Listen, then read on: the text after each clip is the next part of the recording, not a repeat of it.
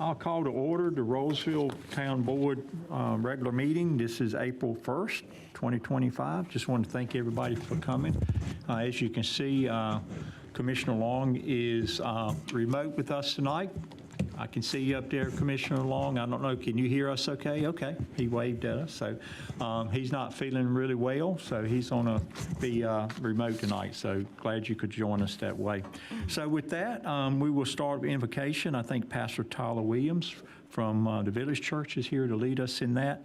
And then after that, if you would, stay standing for the Pledge of Allegiance. So if everybody stand, if you would, please. Thank you.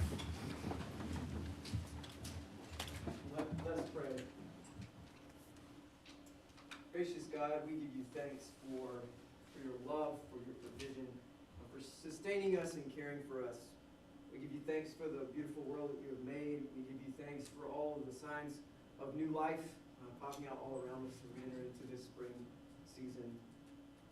God, we pray for wisdom and compassion for those who lead our town, that they might be faithful caretakers of your creation, of this community that we love and that we call Rolesville. Indeed, God, we pray that all of us who call this place home would be good stewards and caretakers of this place and the people who live here. We ask all of these things in the name of your Son, Jesus. Amen. Amen. Okay. I pledge allegiance To the flag of the United States of America and to the republic for which it stands, one nation, under God, indivisible, with liberty and justice for all.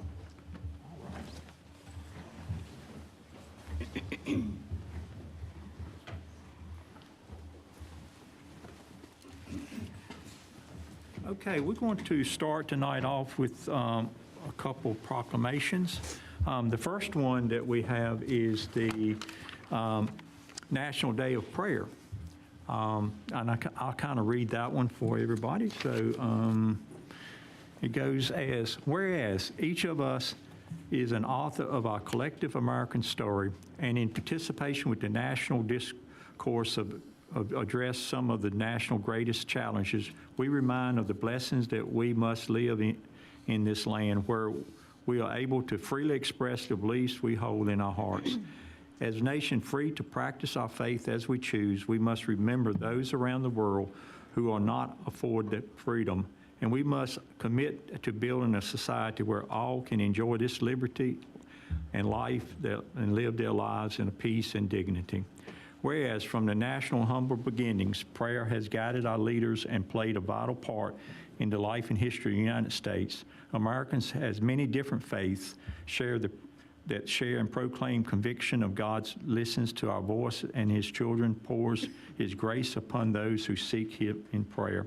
And whereas American trusts in the abiding power of prayer and asks for the wisdom to discern God's will in times of joy and trial, as we observe the National Day of Prayer, we recognize our dependence on the Almighty as we thank him for the many blessings that he has bestowed upon us.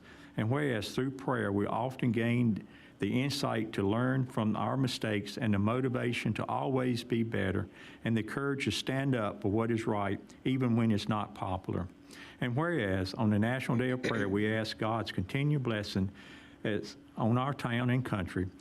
Now, therefore, the Rolesville Board of Commissioners do hereby proclaim May 1st, 2025 as a National Day of Prayer and ask our citizens to give thanks, each in accordance to his and her own faith, for the freedom and blessings that we receive and for God's continued grace, comfort, and protection. And we adopt this today. So thank you for that. Also, Arbor Day is coming up, and I think Commissioner Paul Bilger, you're going to present that one? Yep. Proclamation of the Town of Rolesville in recognition of Arbor Day, whereas the environment is important to all citizens of Rolesville. And whereas the first Arbor Day was observed in 1872, and Arbor Day is now observed throughout the nation and the world. And whereas trees are an important part of the character of Rolesville and provide many benefits to residents, such as improving air quality, cutting heating and cooling costs, moderating the temperature, stabilizing soils, providing watershed protection, and providing wildlife cover and food. And whereas trees in our town increase property values, enhance the economic vitality of business areas, beautify our community, and wherever they are planted are a source of joy and renewal. And whereas Rolesville has been recognized as a Tree City USA for a total of 9 years, it continues to educate students and citizens about tree care. And whereas Rolesville promotes the preservation of our existing tree canopy and the maintenance and improvement of our urban forest by the planting of additional trees to enhance our community. Now therefore, the Rolesville Board of Commissioners hereby proclaim April 5th, 2025 as Arbor Day in the town of Rolesville and urge all citizens to support efforts to protect our trees and woodlands, and further urge all citizens to plant trees to promote the well-being of our future generations. Adopted this first day of April 2025. Thank you. Appreciate that, Commissioner.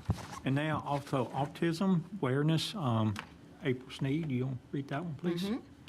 Proclamation of the Town of Rolesville Autism Awareness Month. Whereas autism spectrum disorder, ASD, is a developmental disability that can cause significant social, communication, and behavioral challenges with signs that begin during childhood and typically continue through a person's life. And whereas many people with ASD also have different ways of learning, processing information, or interacting with or reacting to things. And whereas autism varies greatly from person to person, with no two people being alike. And whereas Autism Awareness Month emphasizes the need for public awareness to promote acceptance, celebrate the differences, and prioritize the inclusion of autistic individuals and their families. And whereas in 2021, the Center for Disease Control, CDC, reported that approximately 1 in 54 children in the U.S. is diagnosed with an autism spectrum disorder, ASD, according to 2018 data. 1 in 27 boys identified with autism, and 1 in 116 girls identified with autism. Boys are 4 times more likely to be diagnosed with autism than girls. And whereas there is no cure for autism, but a holistic system of therapies and support can meet the needs of individuals and their families. And whereas numerous member-led organizations throughout North Carolina provide support and services to autistic individuals and their families and advocate tirelessly for all levels of government for their full inclusion and opportunity in their communities.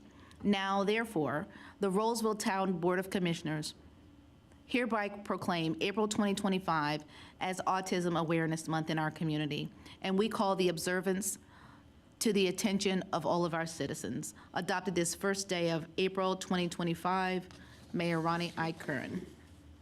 Thank you. Thank you. Appreciate that.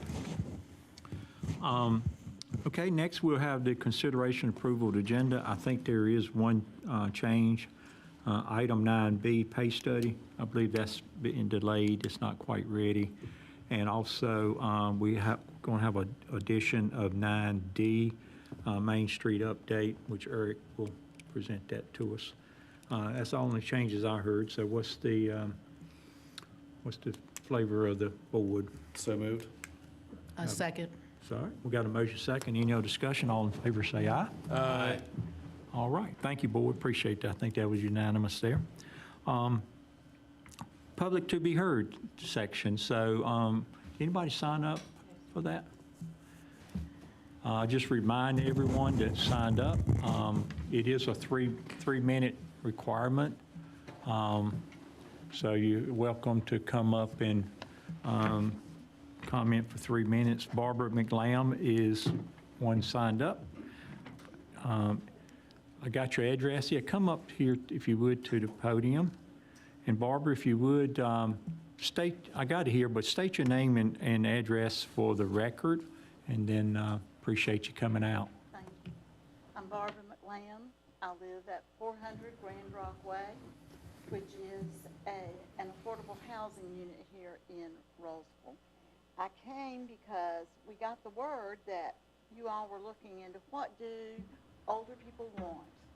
We want availability. We need to have choices of where we're going to live.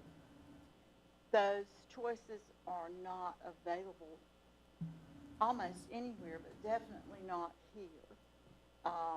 We also want affordability, which we thought we were getting and we didn't get in the place that we reside now.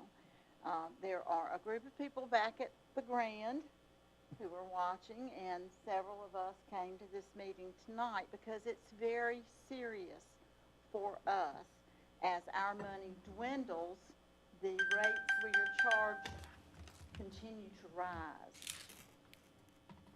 In looking around and studying the situation, it looks to me as if we have a great resource who has their home office actually right in Raleigh on Six Forks Road, and that's Evergreen Construction.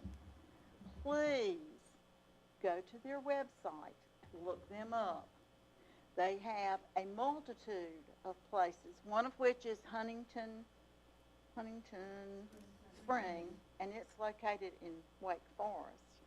But since there's going to be some land available here, let me tell you what I've learned about Evergreen Construction. They've been in this business for quite a number of years, and they are able to do it very, very well. They keep their rental rates at a reasonable, now some of them are more expensive than others, but at Huntington Ridge, for what I get a year when I do my taxes, I could actually get an apartment, a two-bedroom apartment, for I think around $675. I am currently paying $1,254 with a possible $200 increase when I recertify in August. That my income is because I have two jobs now. I only had one when I was young. Now I have two. And as I age, I'm going to have to give up some of this working. I just can't do it. So I want to say to you that there are options out there. You all have a piece of land. I know that all of these people who do this kind of work and who put up the buildings and rent them out, there are a lot of them. But as far as I'm concerned, in the looking and talking, I talked to a man, Mr. Morgan there the other day. I'm very impressed with what they do and how they do it. So I would recommend that you definitely look closely at Evergreen Construction. Thank you very much. Thank you, Barbara. Appreciate that. Thank you for coming out. Thank all of you for coming out. Appreciate all of you coming out tonight. It is something that, we're working on, retirement people. Anything affordable these days is hard to do, and you guys know that, but it's something we are actively trying to work on. We got some decisions to make in the next few months, so, maybe we take a deeper look. Appreciate your input. Thank you very much. Okay. I don't think anybody else signed up, but appreciate everybody coming out. The next item is the consent agenda, consideration approval of consent agenda. You got 3 items on there. You got the minutes from the February 4th, 2025 meeting, annual audit contract, and also the budget amendment.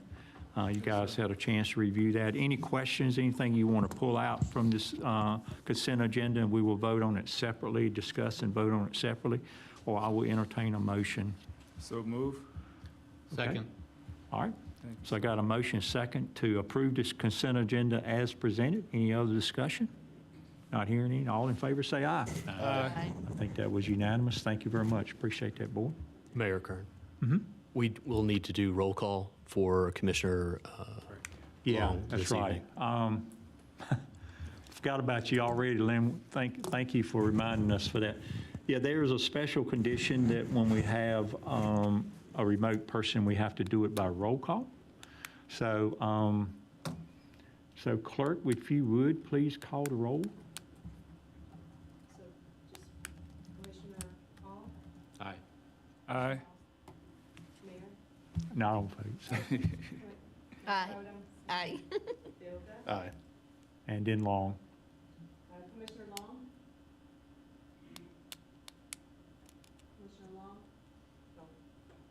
I'm about to let you Yeah. Can you hear me now? Aye. Okay. Thank you. Appreciate that. Thank you for reminding us of that. And Madam Clerk, Commissioner Long needs to be live all the time. If he needs to speak, he shouldn't have to wait. Okay. It was me. That was not. Okay, great, thank you.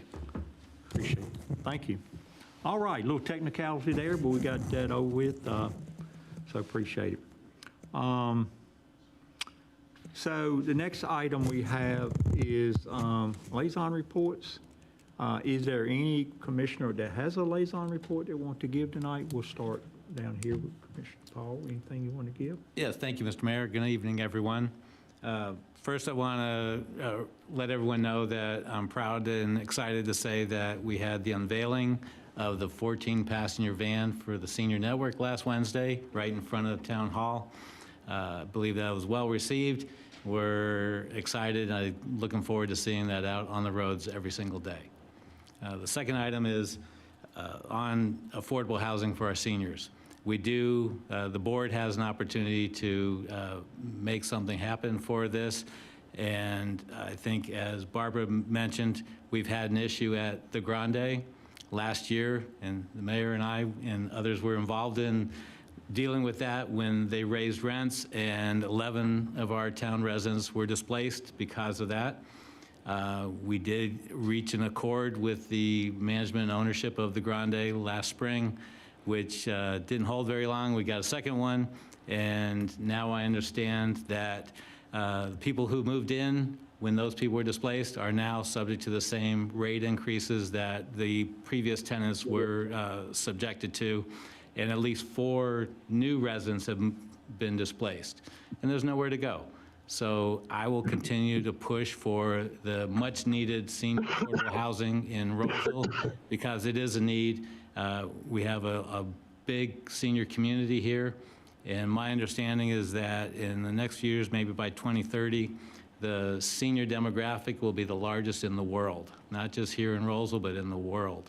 So it's not going away, and the sooner we can get on top of it and deal with it, the better off everyone's going to be. That's my report. Thank you very much. Thank you. Appreciate the good report. Thank you much. Commissioner Austin, you got a report? Yes, sir. I have 2 things. The Joe Fund will be having an event called Bags and Barbecue on Saturday, April 12th, from noon to 1700 hours at 3350 Canes Way in Raleigh. They will be hosting their monthly Veterans Coffee Connection on Wednesday, April 23rd, at their Wake Forest location, which is 822 South White Street, Suite 106. For more information, please go to thejoefund.org. And the last thing is with Lieutenant Colonel, retired Claude Clark. He gave me an update. Everything is still a go for Rolesville High, and July 1st, when they receive authorization to start moving into the classrooms, getting everything ready for the first ever Navy National Defense Cadet Corps. So Master Sergeant Jerry Madnam had an idea to where it's an opportunity for a lot of veterans that are seniors that are retired. We want to work with the Joe Fund to have an opportunity to have what we're gonna call like a bridge, which is where some of the high schools students that do not want to attend college, because let's face it, not everybody is ready for college as soon as they leave high school, just being honest. So they may want to seek employment with the military. So we're gonna be able to partner them up with the right personnel for that branch. So Very good. Very good. Great. a lot of work coming. Good report. Thank you. Okay. Commissioner April Sneed, anything you'd like to I report? do not have anything. We did not have a planning board meeting this month, and so we're set for now. Thank you. How about Commissioner Paulville, anything you want to? Yeah, I have one for Parks and Rec. I want to thank June Green, Director, for all the information. We actually had another meeting scheduled the same night, so I got my updates from him. Brandon Metzel was hired as Athletic Coordinator. We will be having Rec Day on April 5th. Egg Rush on April 12th at 10 a.m. at Rolesville Middle School. Arbor Day this year, we're going to have a day of service. So if you come out to Main Street Park, April 26th, between 12 and 3 p.m., We're going to do some things, clear some invasive plants, plant some trees, do a lot of things to clean up Main Street Park. Major work was done at the Millbridge Nature Park, and they chose an artist for the trail art that's put out in June. So if you're out in June walking around, make sure you look for the art that'll be sitting around for you. And one last thing, June gave me these. These will be passed out at the Arbor Day event as well, but they are little planters. There's already seeds in them. Take them to your house and put them in the ground and grow some wildflowers. Cool. So I'll have those to pass out to the board. And that's good. all I have. Thank you. Thank you very much. Okay, Commissioner Long, anything public safety you want to mention? Yes, sir. Again, good evening to town community, staff, and fellow commissioners. If you can hear me okay, just give me a quick wave of your hand. All right, thank you. This is not a concert. I wasn't doing that on purpose. Just want to make sure you hear me. We have April 19th will be our conversation with civil servants. That's where we're going to have our commissioners and PD as well as RFD to have a conversation with our constituents. It'll be from 11 to 2 at Artisan Beer and Cheese. We're asking citizens to please come out, have a informal conversation, share with us some of your thoughts and love, and we will look forward to sharing with you some of our feedback as well. Thank you. Thank you, Commissioner. Appreciate that. And I do have one shout out I want to do. Rolesville High School student, Kendall Brody. Kendall is I'm kind of mentioning her. She's a junior at Rolesville High School, and she was selected to participate in the Disney Dreamers Academy mentoring program at Walt Disney's World, along with 3 other North Carolina students. And just a little bit more detail about Kendall and the program is the program inspires and motivates young people to dream big, with thousands of students applying each year across the United States for sure. Kendall is a junior at Rolesville High School and was one of 100 students nationwide chosen to participate in the 2025 season. Kendall has taken her talents for animation and turned it into a purpose, creating characters that reflects all communities. And some of her future plans after high school, Kendall wants to attend High Point University to study studio art and possibly a minor in game design. And she lives in Rolesville. I just want to give her a shout out. I mean, this is something you have to apply for, and really takes a lot of talent to do that. So congratulations to her, and hope she enjoys doing this. It doesn't say, but I think that's probably a summer program. That's probably something they do in the summer. And if that's the case, I hope she really enjoys and makes good at that, because it does sound like it's a good opportunity there. Shout out to her. Let's see, communications from staff. We got a few people that's going to give us some information. Mike and Tana, if you would come up from the planning department. Good evening, how are you all? I want to make sure that I'm on the mic here. First time with these new microphones. My name is Mike Ellebarger. I'm the Assistant Planning Director in Planning. With me here is Tanner Hazlett, Planner 1 here. He'll be assisting me in this presentation. And before we get into it, none of this information that you are about to see could be done without our other staff people, Michelle Raby and Rose Bauer, who work with myself, as well as Meredith Gruber, the Planning Director. So we'll get right into it. We're going to do a little overview here of recent development activity in the Planning Department, but really we're going to give you about a 3-year backwards-looking window. We initially thought about doing an annual report, and this is pretty much what that is here for 2024, but we're also going to do a 3-year, year-over-year from 22, 23, 24 to give a bigger picture here. This year is just a graphic of the development applications, and when I say that, those are the entitlement, both administrative and legislative or quasi-judicial, that the Board of Commissioners would see. Annexations and rezonings come before the board for approval. That's at the very start of a project. Then they go through administrative preliminary subdivision plat, PSP, construction infrastructure drawings, the engineering drawings of a subdivision, site development plan for the vertical non-residential components like a new bank, and then final subdivision plat. That's recording the lots which makes them then eligible for attaining a building permit and going vertical. That's usually associated with residential. So here you have year over year, 22, 23, 24, and then the next slide we're going to go into some tables or charts to really explain that. So here we have 2022 is in blue, orange is 23, and then gray is 2024. And again, the life cycle of development applications are from left to right here. So again, that annexation and rezonings, when the conceptual and first initial, development is sought through the Board of Commissioners, they come through the board, then preliminary subdivisions, construction drawings in the middle, then site development and final subdivision plats. So what we've seen over this 3-year period is a downward trend in the request for annexations and rezonings. As you can see, they slant down to the right, and then we saw an uptick in preliminary subdivisions, which was a natural outcome of the entitlement of zoning for a project. Construction drawings are basically hand in hand, though they do usually happen about 6 to 12 months after preliminary subdivision. So again, those were on a same upward curve there. Site development plans, again, are for non-residential projects. This could be for the amenity center in a neighborhood or all non-residential or commercial projects, like the Wahlberg project, the Cobblestone project. And then final subdivision plats are when they record the lots, and that makes that property, again, usually non-residential, residential, eligible to gain building permits and start to build homes or townhomes. And so we saw a significant uptick in 2024 with that, and I can tell you the 25 numbers are already beyond that through the first quarter. So when we do this next year, you will see an even larger uptick in final subdivision plats. Permits issued. So really this is the residential component here. Again, 2022, 2023, 2024, and then breakdowns by single family detached in the first column. Townhomes, we do chronicle the ETJ development that should occur.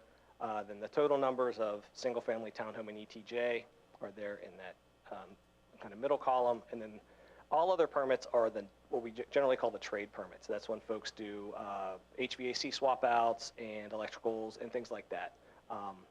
And those are more numerous usually than new start homes. And then you have a grand total there in the red column. So what we see is a trend from almost 400. We did take a dip in 2023, and then a major uptick in 2024, almost tripling the prior year. So that's the trend in permits issued through that 3-year horizon. There were kind of 2 hotbed activity areas in the town. First, we'll talk about the Jones Dairy-Averitt Road corridor. This really had a lot of activity in 2024. There are main 4 subdivisions in that area: Elizabeth Springs, Meadows at Jones Dairy, Prestley, and Preserve at Jones Dairy. So just in 2024, we saw 226 single-family home permits issued there and 125 townhomes. And I'm going to guess that the 2025 will be heavier on the townhomes and round out that single-family detached there. And practically all 4 of those subdivisions should be completely built out by the end of 2025, with current trends holding. Then the next hotbed is going to be our East Young Street, Rolesville Road area, south of the bypass, down by the high school and all the way towards Mitchell Mill Road. There are 2 major projects there that have already achieved plat recordation: the Point South and Kalis Falls, they're phase 1. So we've had, 250 or so lots recorded over the last several months. The Point South is already closed on 6 properties. I even checked today, though, they don't look to have been sold to end users, so I don't think we have our first new resident in that area quite yet, but I'm sure Starlight Homes will be closing on one of those very, very shortly.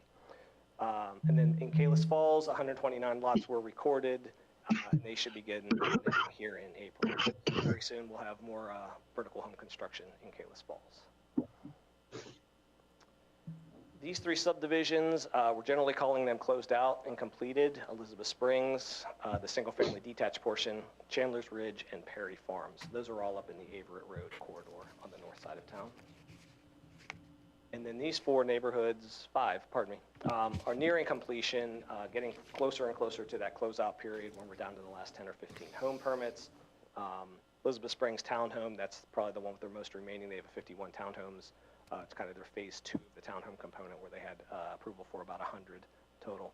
So these 5, let me see, 4 of them are, up in that Jones Dairy Road area, Averitt Road area, and then Towns at Carlton Point is here off Jonesville Road. Just to highlight two commercial developments, and not to steal any thunder from Mr. McFarland, who comes up next. The Cobblestone project, 3 of those 8 buildings have been completed, and we have tenants and I think residents in at least one of those apartment buildings. Of course, that project was approved for 180 apartments and approximately 50,000 square feet of non-residential. All 8 buildings are at some form of completion or under construction as you go by there. And then the Walbrook project, 250,000 square foot was the general commitment to development there. As you go by there, you see the Publix building and the 3 outlying shop buildings there. Those are getting very, very, very close to certificates of occupancy. Then the tenants can come in and start to build out their spaces. I believe there's very soon opening for Publix coming. And there's many, many other end users doing development plans through the town for other areas of that. And of course, there's 140 townhomes kind of towards the rear there. 116 of those lots have been recorded. They've had their pre-vertical permitting meetings, and they should begin permitting within the next several weeks as well. So we could see vertical construction there probably before May. Besides that development activity, staff has been doing some research projects as we either get questions or are prompted to look into something. One of them is a general history of town limits and ETJ expansion, kind of how did the town physically grow over the years, the decades. A timeline of some of the town's major development achievements. On this list would be things like when the 401 bypass opened up and drastically changed, how everyone traverses around this town. Things of that nature. Major developments like the Heritage subdivision that came in with Rolesville and Wake Forest. And of course, the Walbrook project, I think, will go down as one of those seminal projects in the town's history. Really game changers. Another thing was really getting a finger on the pulse of the housing stock inventory. This was kind of driven by a request for the annual population check, but it really made us look at all the developments, literally map it, counting lot by lot by lot and home by home by home. Even some of the homes that aren't, well, all the homes that aren't in subdivisions, which are easier to count, up and down East Young Street and things of that nature, some of those non-subdivision homes. So we feel we've got a pretty good, 95, 96% accurate count of the housing stock. And once we do that, we can annually or bi-monthly update that and really keep a track of that. And that, again, will then help us to make some population estimates here locally. And I must say this, the population factor is always based on what that household factor is, right? If you just say 2, that's great, but if you say 3, of course, that's going to triple the population. So it all does matter on that factor. But if we have a finger on the how many housing stocks we have, how many homes we have, then that's an easy mathematical computation we can do. And finally is trying to stay abreast of all the active construction sites. Of course, there's more and more coming. They're overlapping one another. Tracking and monitoring those, making that available to the public for when people are interested in what's going where. And invariably when there's some nuisances that might come from a construction site, we're keeping on tabs of that and being able to provide the population, who to contact, et cetera. So that's an active project that we're always doing, trying to keep actively aware of the construction sites, including off-site road improvements. And when there's lane closures and road closures and things like that, we try to get notified of that so that we can do a public information, broadcast of that too. I think we have a summary slide. There we go. Yep. So in summary, this yearly report here hopefully will show you that the different phases of development, they move in waves or cycles that are opposite one another. So when you're high in one area, like rezonings, you're generally low in recording lots. And then that wave moves to when you're heavy on recording lots, and then you're into the permitting. And then you have a lot of activity on the building permits. So what we've seen most recently is that we've really hit that zenith of recording lots, and there's a lot more behind it as well. And so for the planning department, we're going to go heavy into the permitting stage and lesser on the general entitlements. For instance, I think we have only 2 rezonings right now in the queue, which is very low. At one point, we had 6 or 7 or 8 in 2023 into 2024 that we're going to the board. So we kind of hit that high point, and now we're falling down on the other side, going into the more physical development. But all that does really is probably set up the economy for the next wave of entitlement seekers who are going to come in and look to start the process. Because each one of these developments is a 5 to 7 year, outlook from when you start negotiating for the property, going through rezoning, going through all the platting stages, and to get the physical development. All those developments south of the bypass, all their rezoning cases are from 2018, 2019, and here it is 2025, and they're just breaking ground. So. in some regards. So that's our summary here for this year. And again, we hope to make this an annual report and also put a lot of this information on paper and be able to publish that through our webpage. And we can keep this information more current and more at the fingertips of everyone. Hey, Mike, great report, sir. And thank you to you and your team for your hard work. Got a question. With all the development that's going on, how much land or parcel do we have left? That's a very good question. I am hoping that that's part of the analysis done through the comprehensive plan project that's going on to kind of gauge what is already entitled and what's not entitled in town limits, and then in the ETJ, and then in the areas in the county that are still eligible for annexing into the town. That's a very good question about what is left to come. I think when the last bit there about the next wave of development is going to tell us a lot.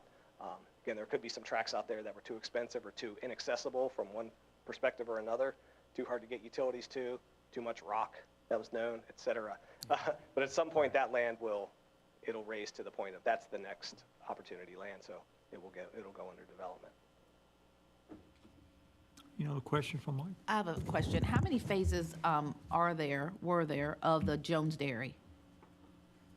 So the same developer brought forth 3 separate subdivisions. Okay. At that point in time, when they came before the board, they were known as Preserve at Jones Dairy South, Central, and North. They're now Preserve at Jones Dairy, Prestley, and Meadows, as you move south to north. And each one of those is a separate subdivision. So each one has multiple phases within them. And they're all almost complete? Is that what I saw on your list right there, that they're almost? As a whole, I'd call them 75%. Okay. A whole, yeah. That seems to have happened quickly, but then it seems not to have at the same time. The south one that's completely owned by KB, that is very close to the last dozen or so permits. The north, I think, is rapidly built out. It had, I think, more single family than townhomes. The central is the one that has more townhomes than single family detached. Some of the ground has, I think it's all been started for infrastructure, but there's no vertical construction.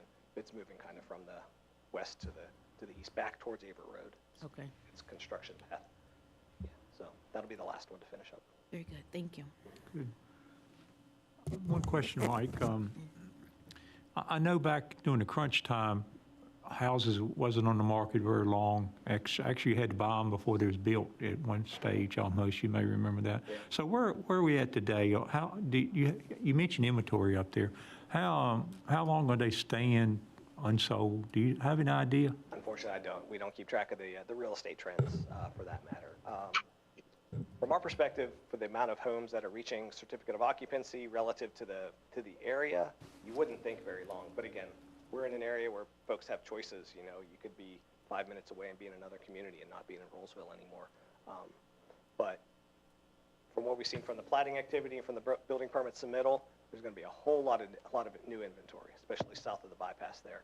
So for what that does to the market, I don't know if that's going to lengthen the time because there's going to be more inventory, more opportunities, more choice versus, if there's only 12 new homes on the market in any month, you would think those would go very quickly. But I can't answer that question with accuracy. Yeah, you would think if it's more inventory to be on the market longer, like you said, and you would think it may be more competitive, it could be cheaper, but I don't know that either. But yeah. It depends. It depends on the builder, the incentives that they put in there, just the overall pricing. And I think new subdivisions tend to have a surge of interest, and it's new. And then once it gets established, maybe it slows down to a more predictable pace. Because during the crunch time, to buy one, you had to, and sometimes $30,000, $40,000 over the asking price to be able to get them. That's not the case today, is it? Again, I'm not a realtor. I can't answer those questions about the financials. Gotcha. Any other questions? Thank you, Mike. Appreciate All it. right, thank you all. Thank you, Michael. Okay. We got another communication from town staff, Michael McFarland. He's going to talk a little bit about economic development. Yes, good evening, everyone. Up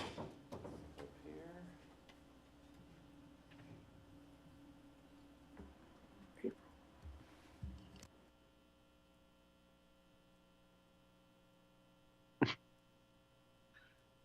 And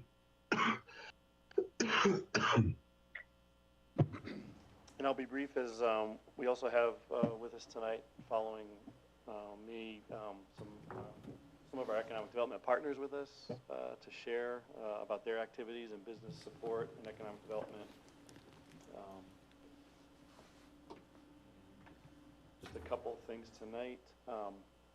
Wanted to bring up our comp plan and economic development strategic plan update real quick. Just showing this image here. Something we're going to do in April is to hold some focus groups with landowners, specifically in this area right here, to just kind of gauge their thoughts and ideas for the future. This area has been pointed out in a previous commercial growth feasibility study as having the potential for an activity center of some sort, mixed-use development, mixing in some flex space, some industrial. Just with the land around Rolesville, you know, we're losing a lot of that land, you know, constantly to residential development. This is an area that's been kind of anecdotally identified in the past as something that we could really take advantage of to create an entertainment center, activity center. You know, it's the gateway, kind of your entrance coming in from Raleigh, driving up off the highway, and so we want to have that discussion next month with the landowners and work that into the comprehensive plan process. Again, and you've heard me say this multiple times, starting to look at areas around town and reserving or you know, identifying that in a future land use map and in the comp plan for future commercial development. Yeah, and we really need to stay in front of that, because I think the school already got one of the good sites, didn't it? Yeah, there's a piece there, I didn't have it highlighted, but it's right next, right there along Lewisberry Road, in between Lewisberry and 401.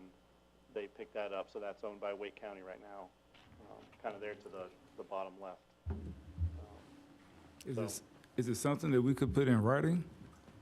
Yeah, well, what we do is with the comprehensive land use plan and the future land use map, similar to our current future land use map, we just say, hey, you know, the town's vision for the future of this area of town would be whatever we want, you know, a certain type of commercial, retail, mixed use, and things like that. And you just kind of pick where, just like we will, you know, with everything else, you know, we would like high residential over in this area, low residential over here, commercial, industrial. So you kind of lay that out in a map, so then that would be a published, approved document. And so when developers approach the town seeking to do things, they have an idea of, okay, well, we already know based on this comp plan and the future land use map where the town has said explicitly they'd like to see certain types of development and certain uses. So it just gives them a vision to go with. But this is kind of a nice area here where, you know, some of it's being farmed right here, and a lot of it's vacant, so it's just kind of one area in town that we really have an opportunity to do something with. Correct. So, Preserve that. so there'll be more to come during this process, and as I said, we're going to, with the consultant, Withers Ravenel, start to have focus groups to discuss the future vision. So, here's Walbrook, as you know, Mr. Ellebarger mentioned. I just wanted to go into a little bit more specifics on what's coming. I don't know if I had mentioned this yet, and you can't quite see what's coming there. Almost can, but the latest is that we'll see a Pilates place, a nail salon, a pediatrician is moving in there, a massage place, a Mexican food concept called El Jefe. I think you can see Five Guys there and Jersey Mike's, a dentist office, Verizon Wireless, and a Great Clips. And then also you can see that Fifth Third Bank is going in right there. So these are kind of some of the businesses and retail shops that have committed to come and move in around the public. So just wanted to provide an update on that. Of course, Chase Bank has also said they'll be coming, and that's kind of further off this picture, but part of the development, and I think you've seen a 7-Eleven before as well, so they'll be coming. So as we learn, you know, more and more, as we come abreast of the information, we'll be sharing that as well. So, Any other restaurants besides El Jefe? not confirmed yet, so, not that we know of, hopefully. We've heard that that's the idea, is that, you know, some of those out parcels are reserved for that type of restaurant concept, so, we'll see who gets that, 1.81 acres there in the corner. That's adjacent to the ABC store, so.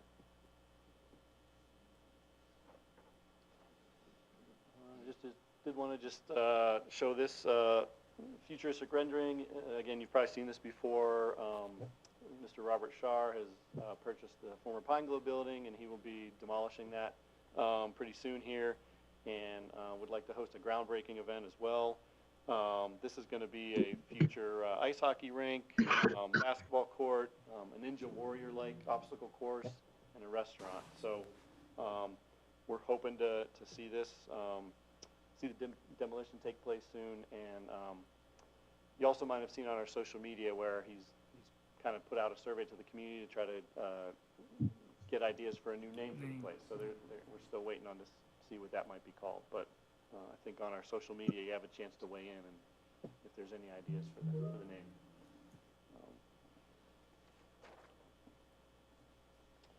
And just switching over to the communications and marketing front, just a couple updates. Candace has been really busy, just continuing to post news items on social media.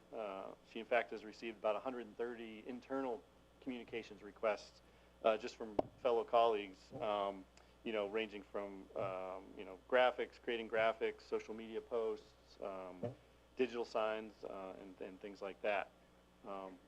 She's actually going to be attending FEMA's Basic Public Information Officer Certification Program, and that where they'll go over effective communications before and after emergencies. And then she wanted me to let you guys know that she's applied to and is a semifinalist for the Digital Communications Master's Program at UNC Chapel Hill. Wow. So we're excited about that. She has an upcoming interview next week, and then to find out whether she gets enrolled in that program or not. So, so those trainings and programs will better equip her to definitely, you know, serve the town of Rolesville. So we wish her luck in those endeavors. So exciting for her. And then last, just wanted to mention Small Business Week is coming up May 4th through the 10th this year. Candace and myself and Kristen Stafford with the Parks and Rec Department, we've been meeting actually with the Chamber of Commerce and the Downtown Development Association and some of the small businesses in town to start to brainstorm ideas and to think about activities and events we might host during that week. So, so more to come on that for that week. And that's it for me. I'm here for questions. And Thank you, Mike. I have a question. Cobblestone, can you give us an update on Cobblestone? sure, the latest I heard is that there's just 1 or 2 spaces available. I'm trying to think what is, you might have seen that the Wolfgang Bakery and Grooming has opened. Anytime Fitness is supposed to be opening later this month. There's a wellness center that's going in. Can't remember the name, but I think it's kind of like IV rejuvenation and cryogenics and things like that. So, let's see. Is the bagel shop still coming to? Yeah, Rolesville? Jeff's Bagels. So they have a location over in Wake Forest. They're still planning to open up. They've said spring time. So Prima Cafe is another one that'll have coffee and pastries. So that's supposed to be coming this spring as well. And the Mexican restaurant? And the Mezcalito. So Mezcalito will go into the standalone building that's almost finished now, the 2-story building. So they'll have that patio, outdoor seating. If you want to look them up, they have a place in Clayton, an existing place, Mezcalito. And do you know about the residents, how they're filling up? I think they're getting a lot of good interest. Some have already moved in. Just talking with the property manager there, she says a lot of interest, and they're happy about what they're hearing. Good. So it seems to be a good sign so far. Very good. Thank you for that. Thank you, Michael. Anybody else? Thank you. Appreciate it. Thank you, Michael. Thanks. So Ms. Politos is in Plate. Clayton. Yep. Lime and lemon still coming? Lime and Lemon is still coming, so that's an Indian food grill concept.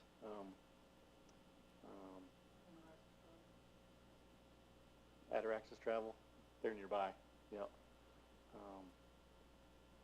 Yeah, Ataraxis Travel Agency is moving into the Privet Insurance Building up there. They already opened up. Yeah, they're there. Yeah, so, yep. And I'm sure we'll hear some more announcements shortly too as well. So, like I said, I think it's maybe 1-2 spots that are still available up there. So, Thank you. That's a good thing. Thank you. thanks.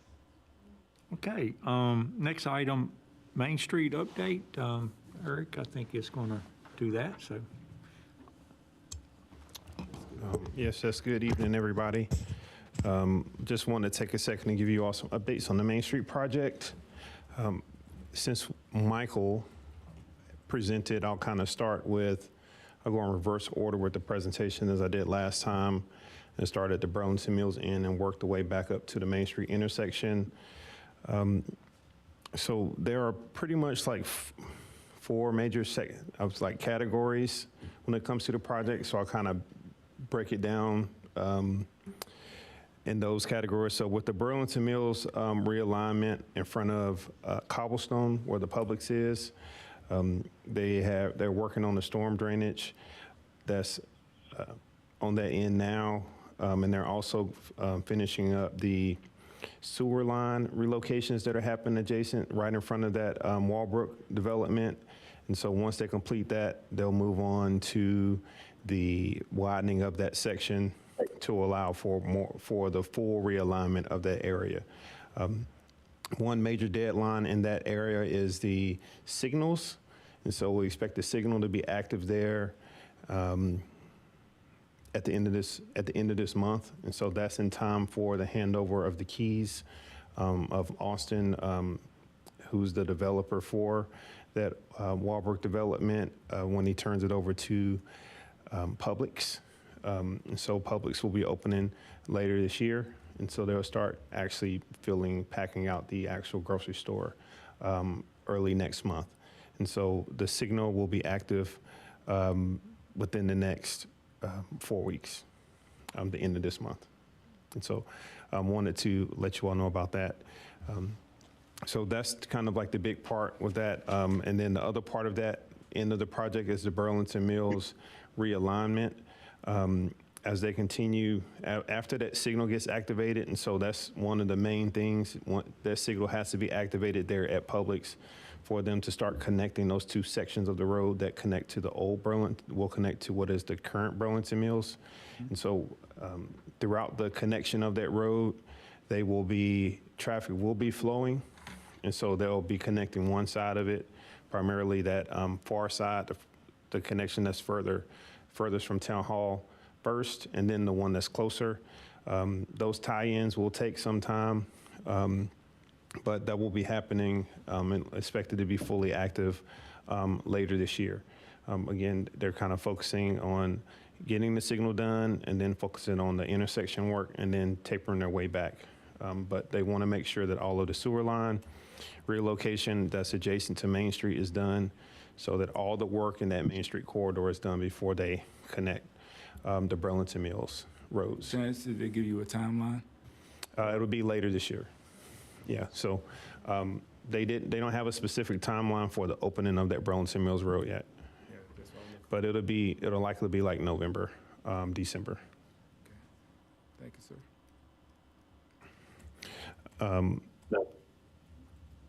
And so that kind of Burlington Mills realignment and the sewer line relocation kind of go hand in hand. And so the signals, their first one will be the Virginia Water Drive one at Publix, and then the Burlington Mills Road one, and then the Young and Main signal, just to list out those 3 signals that need to be done. That'll be done at the end of the Young and Main intersection. With the Main and Young intersection, there are pretty much 3 kind of like critical path steps. And so the water line completion, the update on the water lines is that the 4-inch and the 8-inch water lines have been pretty much completed, and so they're working on the water main. When we look at the intersection, is there a pointer? When we look at the intersection, pretty much there is the side that's along, I say the east, the west side, which goes along the front of Cobblestone and then turns a little bit onto West Young, and then there's the east side of the intersection. They're working simultaneously on both sides right now. That west side is about 65% complete, and the east side is about 60% complete. So a little bit over half of the work is completed for both. Where those two sides connect to each other, there's 3 main locations, 3 main tie-ins. The first one has already been completed. That was completed about 2 weeks ahead of schedule. And so that was when we had that 1 to 2 day shutdown 2 weeks ago. And the second tie-in will be about a week and a half from now. And that'll be a close on a Wednesday, Thursday, and Friday. And we're nailing down that specific date. And we'll communicate that to the business owners and to the greater community as soon as we have it. But it's looking to be, I will believe, the week after next. So not this week, not next week, but the week after next.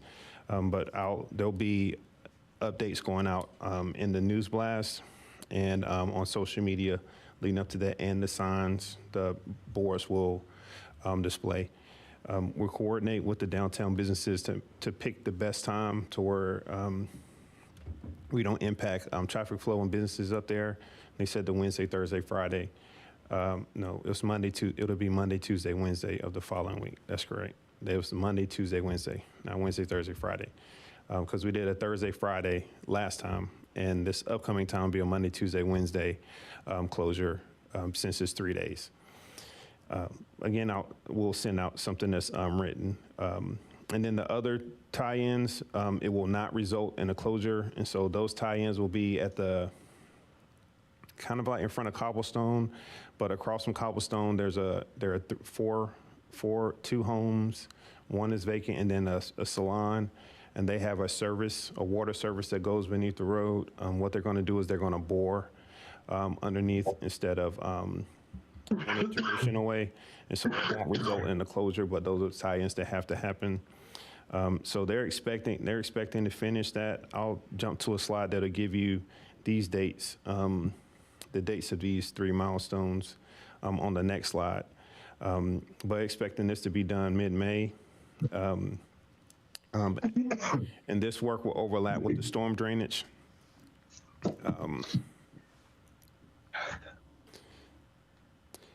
And so the storm drainage, the sewer relocates and storm drainage are on North Main.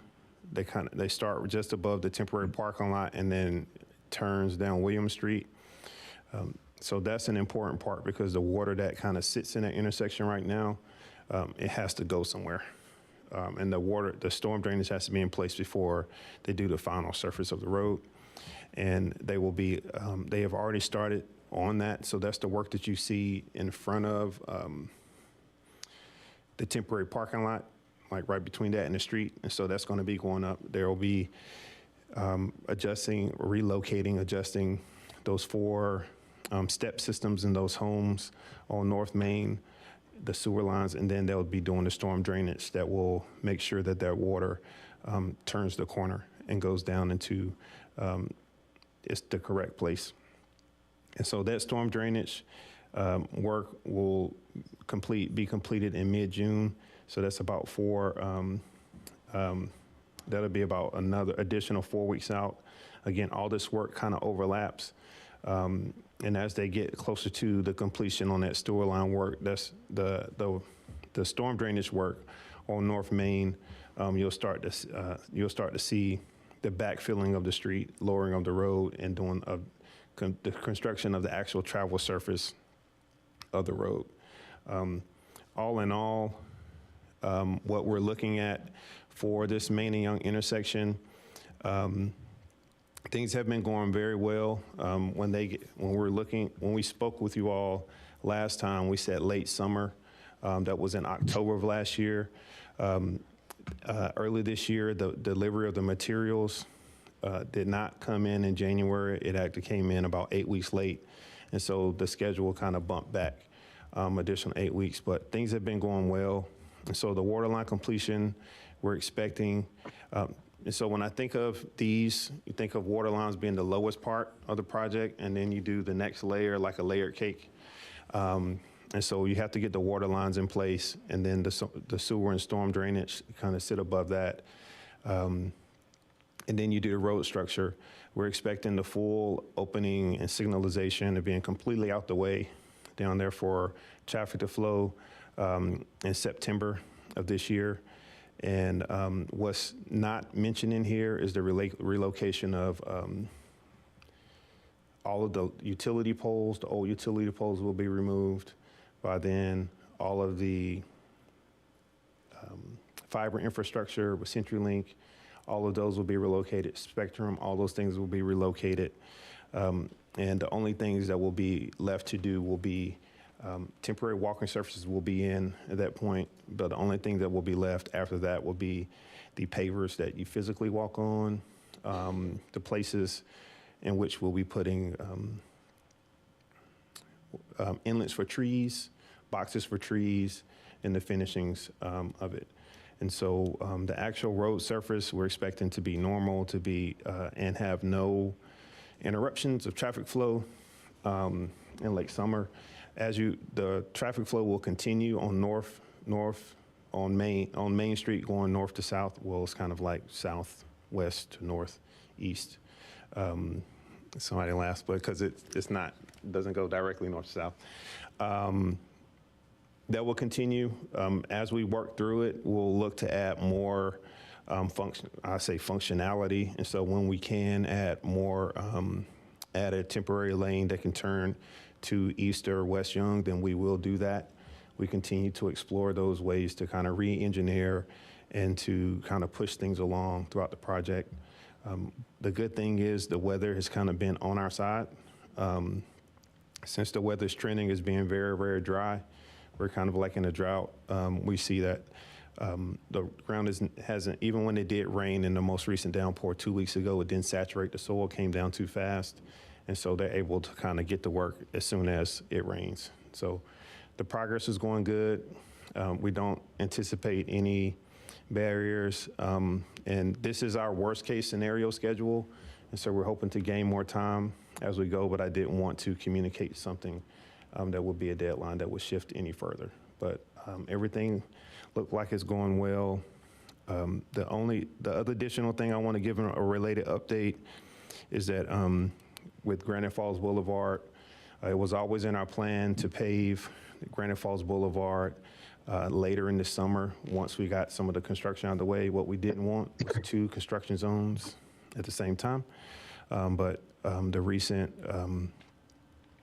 recent weeks, it's been kind of like coming apart, for lack of better words. And so Public Works is monitoring and patching those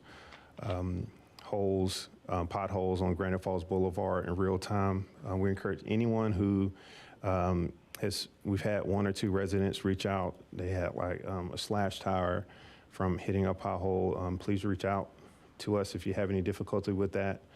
And we'll help you go through the necessary process for that. But what we're going to do is we're bringing the paving of the Granite Falls Boulevard forward. And so we have entertaining quotes for that right now from resurfacing companies. We've reached out to 4 of them. They have done work for us in the past, and with the stipulation that it will be nighttime paving. So the goal is to do that as soon as possible. So as soon as we get those bids in, we will go through it and have the field meetings and mark it up. And so we'll keep you posted with what the updates with that. We're also, while we're resurfacing, a part of the reason why that the road is coming apart is because the striping plan was changed, but the way the road was paved was not changed. And so if you look really close, the potholes are happening on the line where the old striping was. And so we're taking a look at just traffic flow and things of that nature to see if we can optimize that striping plan a little bit more. And so we'll be chatting with our on-call engineering firm once we get our contract renewed in the next week or so, and look at that as well. And so we're bringing those projects forward. Another one thing that we're doing that's not listed on here as well is we're doing the stormwater and kind of pedestrian mobility, pedestrian access sidewalk assessment on the Parish Street and William Street areas, because those will be paved as soon as we get done with the Main Street intersection. We extend our apologies to them. Even as we post things like detours, people continue to use those, but we want to make sure that we honor them for lack of better words, the headache that we've given them, that we all have given them by not taking certain detours. But we'll be paving those. So the goal is to, number one, address the stormwater issues in those areas, because as you get more impervious surface around the Main and Young intersection, it's very natural the water has to go somewhere. So we want to make sure that the water that's north of the intersection flows down William Street. The water that's kind of like the center of the intersection south, it kind of comes down Main Street and then turns down between two houses and ends up going down the ditches on the Perry Street. And so we're assessing those, and we'll looking to roll out a project with that. I talked with Candace last week. Once we get the assessment, we'll do kind of like the community engagement piece there and talk with the residents there to let them know what the results are and see if there are any shifts they would want. Shifts like some of them we know that there are driveways there that have like crushed concrete pipe underneath, and so we'll like to replace those with some of them might not want to replace. Or if they have like a secondary driveway that we did not know, because sometimes it's hard to see if there is a crushed pipe under there. They can kind of shed some light on that, and then we'll look at if they need any pedestrian improvements in there as well. So we'll be engaging them on that. But those are the major updates with the Main Street project right now. Of course, there are other moving pieces with it. If y'all have any questions about this, please let me know. We'll also encourage the community to keep reaching out. We try to answer questions in real time. Yes, sir. First, thank you, Eric. You'd mentioned the drainage on Perry Street, because I know we've talked about that before. Yes. So that is not a current project. That's to be assessed and to be determined if we're going to do something in the future. Is that correct? No, it is a current project. Okay. Yeah. Okay. Yeah. Because I thought it was. We already hired an engineering firm for it. We're waiting for the results, but we don't want to move on it without having that engagement period and talking with them. Sure. No, that makes sense. Is that draining and pavement, or just pavement? So it's both. And so we don't want to, we know when we pave, we need to do both. The stormwater thing has been a thing. I've been here about 2.5 years, and we've heard from them about that, but it's 3 years, and we heard from them about that. But the Main Street project started 6 months after I got here, and again, not trying to have multiple construction areas side by side. And so the storm drainage is important because when we go in to do the streets, it's just easier. You'll tear up the streets if you go in to try to do stormwater work. And so in general, just recutting the ditches and making sure that the ditches have positive flow in areas. There's some of them are overgrown with tree roots, and seeing if we can go around or remove those necessary stuff. If they decide, we know they like to walk down there, so if they decide, we really like sidewalk to at least be able to walk the loop on one side, then we have to go through acquisitions and stuff like that. But if we put in sidewalk, that means we put in storm drainage, and so it'll be catch basins and stuff like that. But it's really just figuring out how we can thread the needle. We know we try to be mindful, so they may not want that, or they may want that as well. So again, that it's an active stormwater project. We'll try to do all the stormwater stuff before, because we don't want to pave the street and end up cutting the street. If we need to replace, they'll video the pipes that are going underneath the street. There are two different places, three different places where a stormwater pipe goes under the road. Want to make sure they're cleaned out, they're not broken, if they need to be replaced, we need to do that before we pave, because we want to bring that and William Street up to standard. A lot of the shoulders are soft and kind of beat up. And we're like that before the project started, but some of the larger trucks have kind of coming down through there. We're packing in ABC stone instead of asphalt because it's a little bit more durable, but we definitely want to make sure that this road surface gets back to a really good state at the end, once we stop, once the local, that little kind of detour that people are using goes away. And I would like to state for the community that the Perry Street is not the detour you should be using. You should be using Virginia Water Drive. It has signage. It's a much wider street and it's built to take way more capacity. You should be turning right. If you're going north towards Young and Main, you should be making a right at the Hardee's, going up to the traffic circle and taking a third right turn out of the traffic circle and going all the way up to East Young. That is the best way to go. We are not, and we have never advertised the Perry Street community as a detour. Signs are going up for no commercial traffic. And it says local traffic only. Signs are going up for that as well. Those are things we've communicated. And so we ask our community to join us in doing that. And we've done our best to try to keep traffic off. We've even closed it in the Google Maps system, but people have petitioned to have it removed, saying that it's not part of the construction zone. And so the only reason why we had identified it as being a part of the construction zone was so that we could put on Google Maps, Waze, and Apple Maps, Apple navigation, that the road is closed to through traffic. And so please use Virginia Water Drive. Thanks, community. You know that you are only like 0.002% of the 13,000 people that live here, but I have to look to my left out of habit. But yes. So, I think yeah. Michael Paul here. So you mentioned repaving Granite Falls earlier than what was originally planned. Yes. And doing it at night. Any idea how long from start to finish it'll take to repave it? So in my experience, it shouldn't take more than 2.5 weeks to do that.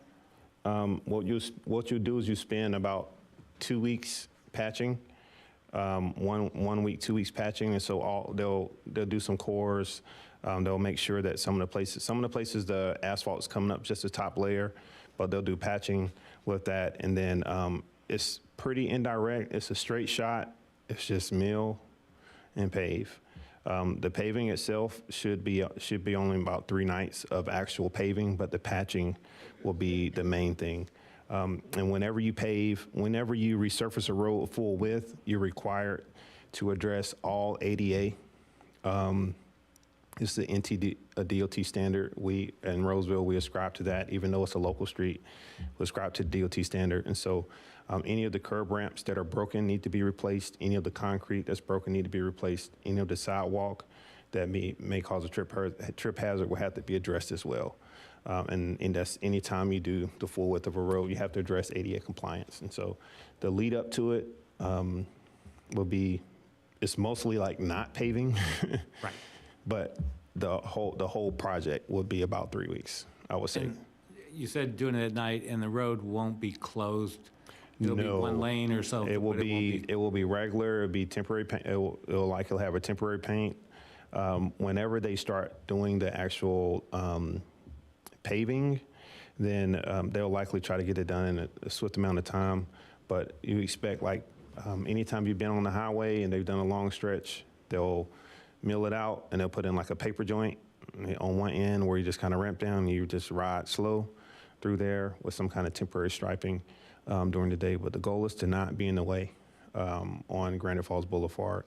It'll be a rough surface, and so it'll say drive slow, but the milling itself shouldn't be something residents have to drive over for more than a week. Yeah.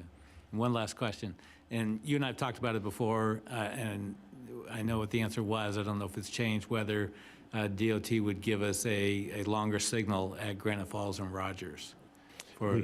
We have not heard back from them on that.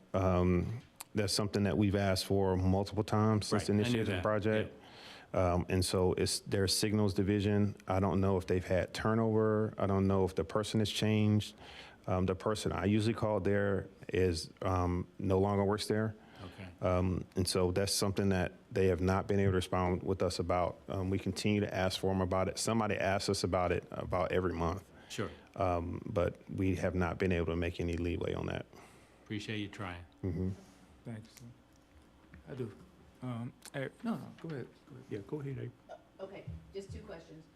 First of all, well, two things. First of all, thank you for addressing Perry Street. And I did send an email about additional signage on Redford Place, not further down on Perry Street. I don't know if you got that one or not, but that's, I'd like it to be considered further up so they don't get down Perry Street and have nowhere to go but Perry Street. Okay. So if it could be up on Redford Okay. Place too, no commercial at that point as well.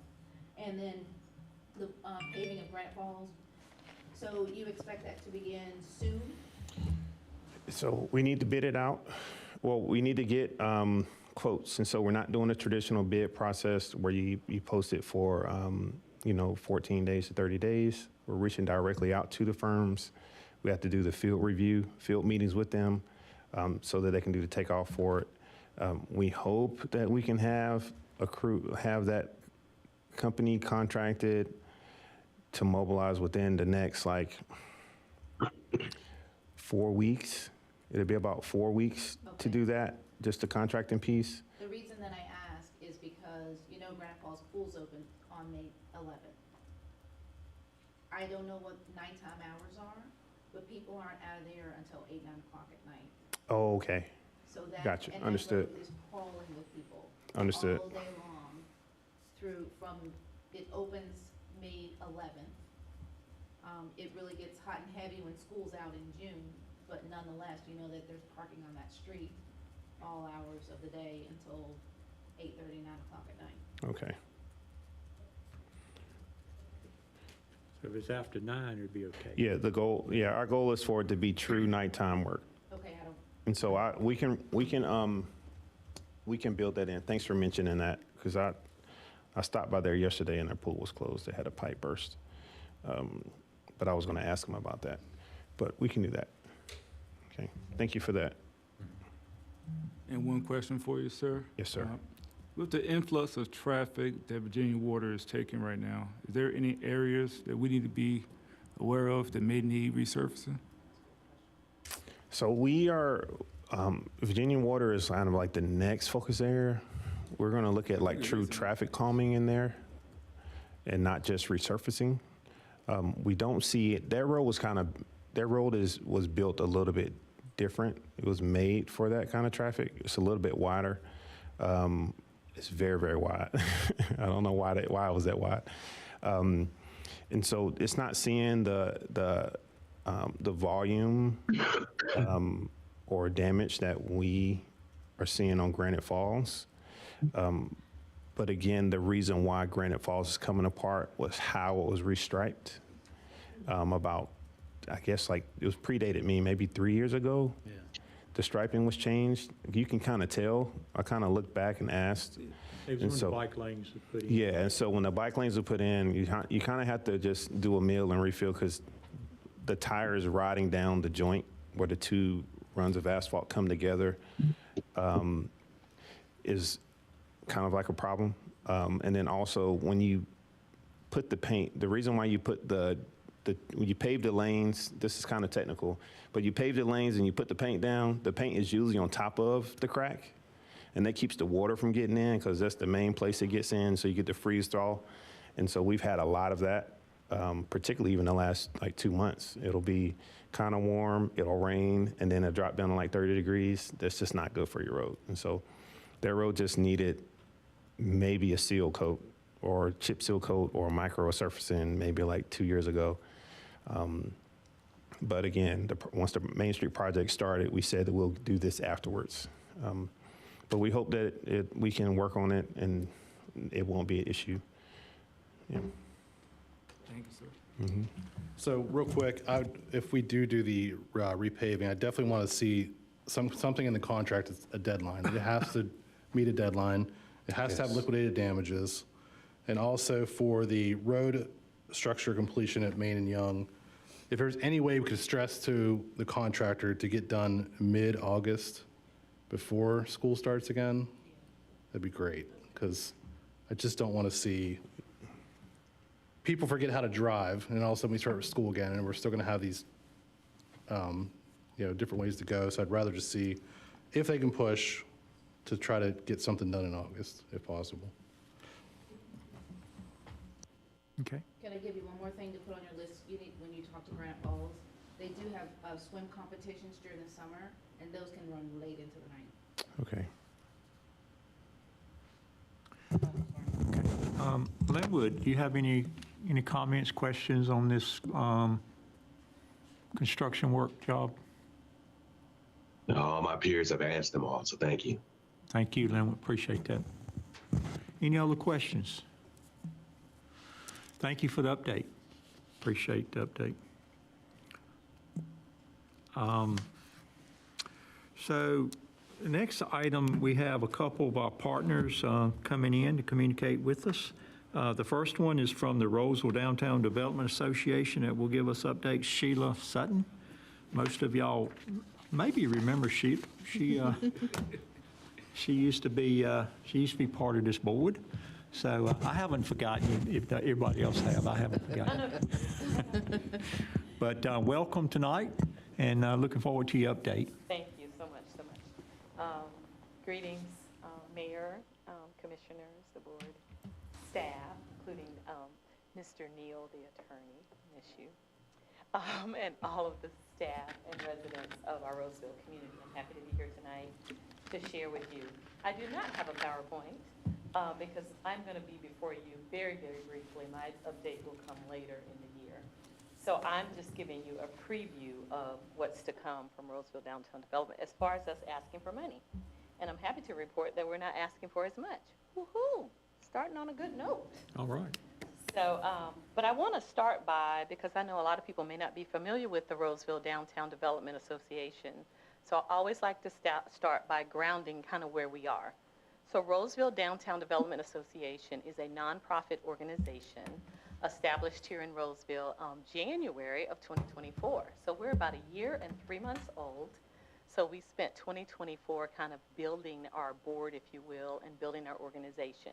So we are a volunteer board, and I know it says that I'm the director. I'm kind of wearing both hats right now, but I am the actual president of the board.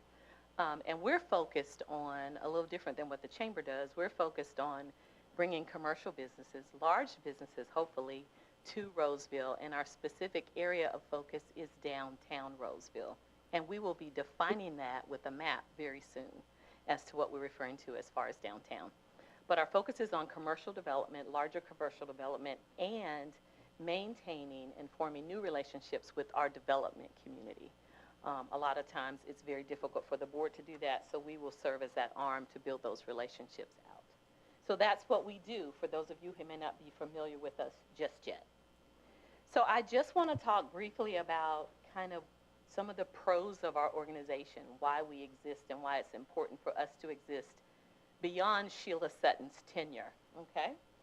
So part of it is because we're a 501c3, we have the ability to raise money, which I love, right? So we can ask anyone for money to contribute to developing downtown Rolesville. So that's a big component for us to have. You also have a volunteer board that you don't have to pay. So there's another benefit and a way to save money. And then the other component is that we are strictly focused on development. And part of that is appearance when it comes to some of our businesses that are in downtown, wanting to make sure like signage looks great and those different things. And you all know from my history on the board, things looking right is important to me. So we're going to keep that focus as well. So I do want to emphasize also that there are needs when it comes to any kind of organization. I'm sure the chamber is going to talk about this as well. But we do not truly have a staff. We are a working board, So we would like to have or see a director come on board eventually, but that is not the case right now, so we are a working board. Some of the other things that I've noted about Rolesville Downtown Development is a lot of our communities, specifically Garner, Zebulon just came on board with it, Goldsboro is another one, and Wake Forest, are all parts of what we call the Main Street program. And what that is it's a state program that helps you kind of redevelop, if you will, or enhance your downtown that may have been either underdeveloped. And as you all know, in Rolesville, we are a blank canvas because of the fire that we had years ago, right? And so we don't qualify for that program. So it is very necessary to have an organization such as ours, as well as the chamber, in partnership with your economic development to keep things going economically in this town. So wanted to talk about a little bit about the why we exist and what we're focused on. And then just very briefly, I don't know if you guys have a copy of the numbers I sent. I'm going to go through what we are proposing to ask for July 1. So this year, our main focus is creating what we're looking at as a pilot program for our facade grant reimbursement program. And I mentioned appearance earlier. What this will be focused on is helping businesses improve their facade or their frontage on what they look like.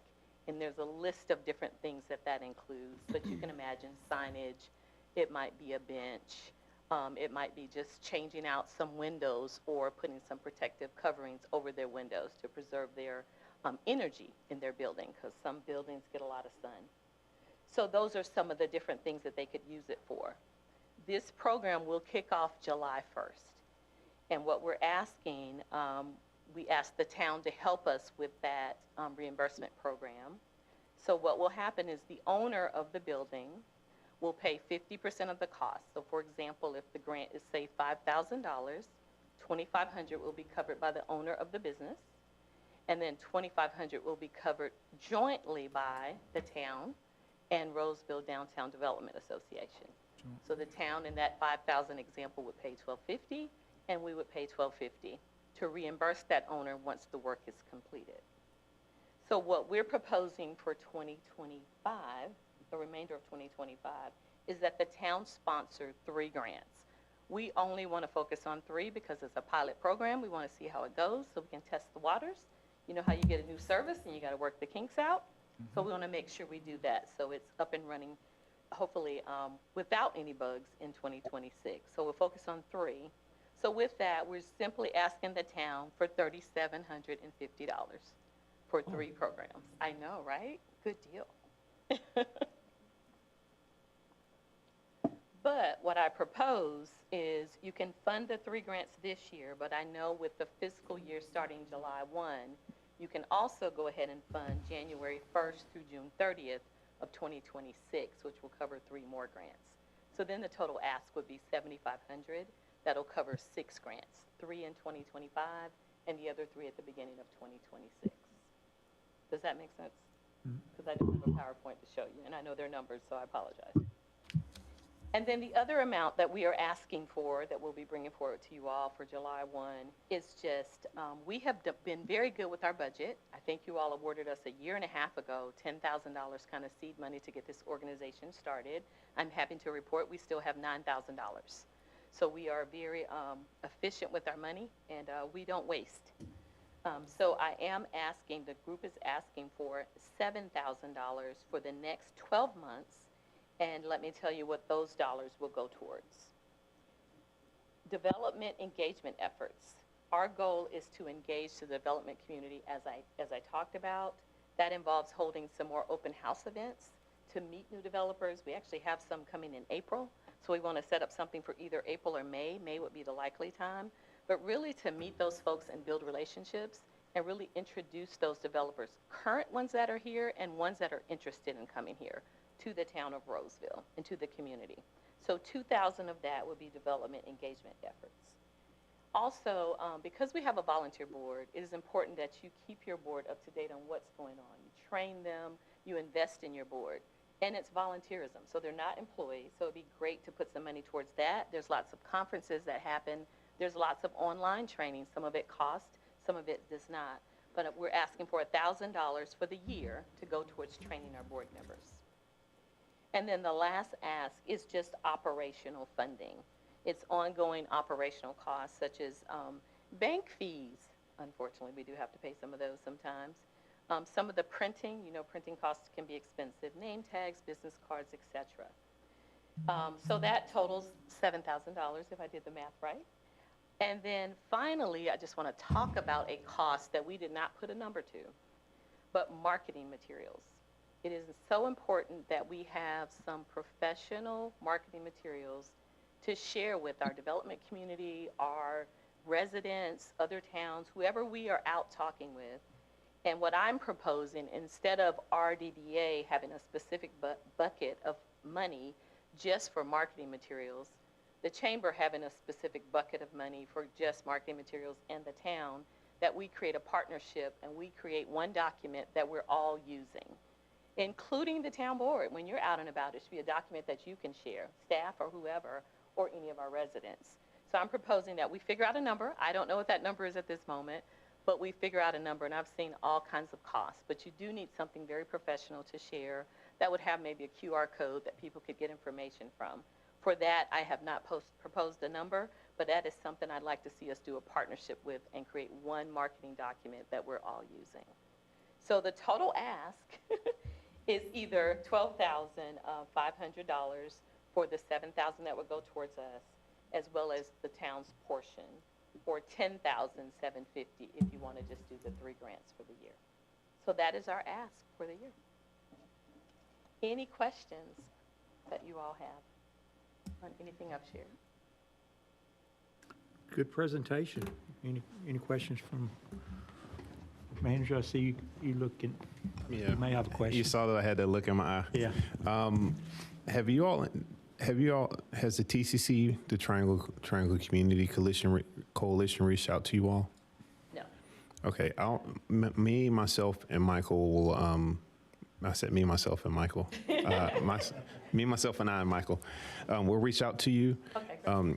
This is something I was going to mention in my manager's update. So the Triangle Community Coalition is essentially the collective of the development community. Oh, awesome. And what they do every single year is they go around to each municipality and buy them breakfast. And their goal is to sit down with staff from administration, planning department, police department, and elected officials.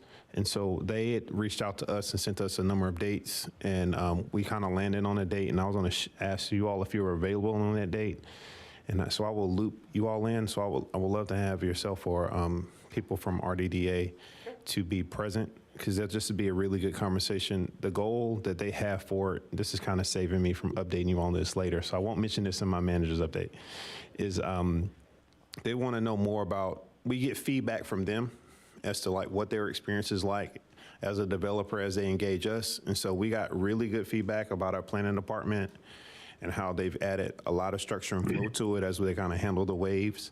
But then also they try to hear from us in an informal setting on what we're kind of looking for from it. And so we have our list of things. They say always come in with your big three asks. And so we want affordable housing for our seniors. We want this, we want that. And so those are the things we'll be kind of advocating for. And so that's kind of the form that we say, this is what we want from you all, to see what we can shift, and we will kind of share about where we're going. And so when we say things like we're focused on our downtown, mixed use and things of this nature, then they'll be like, oh, okay, they'll start we'll hope to see more product come from them that kind of fits what where we see ourselves going as a town. But we'd definitely like to have you all included on that. And so so the 2 dates we landed on was May the 13th at 10 a.m. and then the other is something else. But I will follow up with you. But I believe it's going to end up being May the 13th at 10 a.m. Perfect. Yep. Great segue. And I do want to just offer my thanks, because having been on this board and seeing where we were back in 2015, and I know a lot of times residents get frustrated over traffic and so on and so forth, and I always say, well, do we want to be sucked up into Wake Forest? So I just want to commend this board for the work that you're doing to develop responsibly And I think as we partner together, myself on DDA, the chamber, and Michael's efforts in the town, I think we're going to continue to grow responsibly and beautifully as you see the Publix come along in Cobblestone. So I'm excited because I can go from 10 years ago and I can see the progress. So I want to thank you all because I know the work that goes in there, and I want to thank our residents for your patience as we grow. So thank you all so much. Thank you. Any additional questions for Sheila? Linwood, do you have any questions back there, bud? I do not. Thank you. Thank you. Thank you very much. Thank you, Sheila. Appreciate it. Thank you.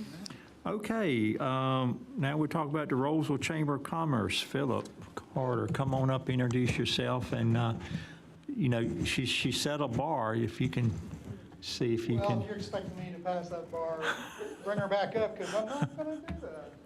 I'm me. You've given up already, huh? I aim low, and I surprise myself sometimes. Hi. Howdy, I should say, right? That's my moniker, howdy. I am Philip Carter. I am the director of the Rolesville Chamber who can't figure out where to put a USB-C in my computer. Let me bring that up. Does? It worked. I just got to figure out how to push the button now. Just keep trying.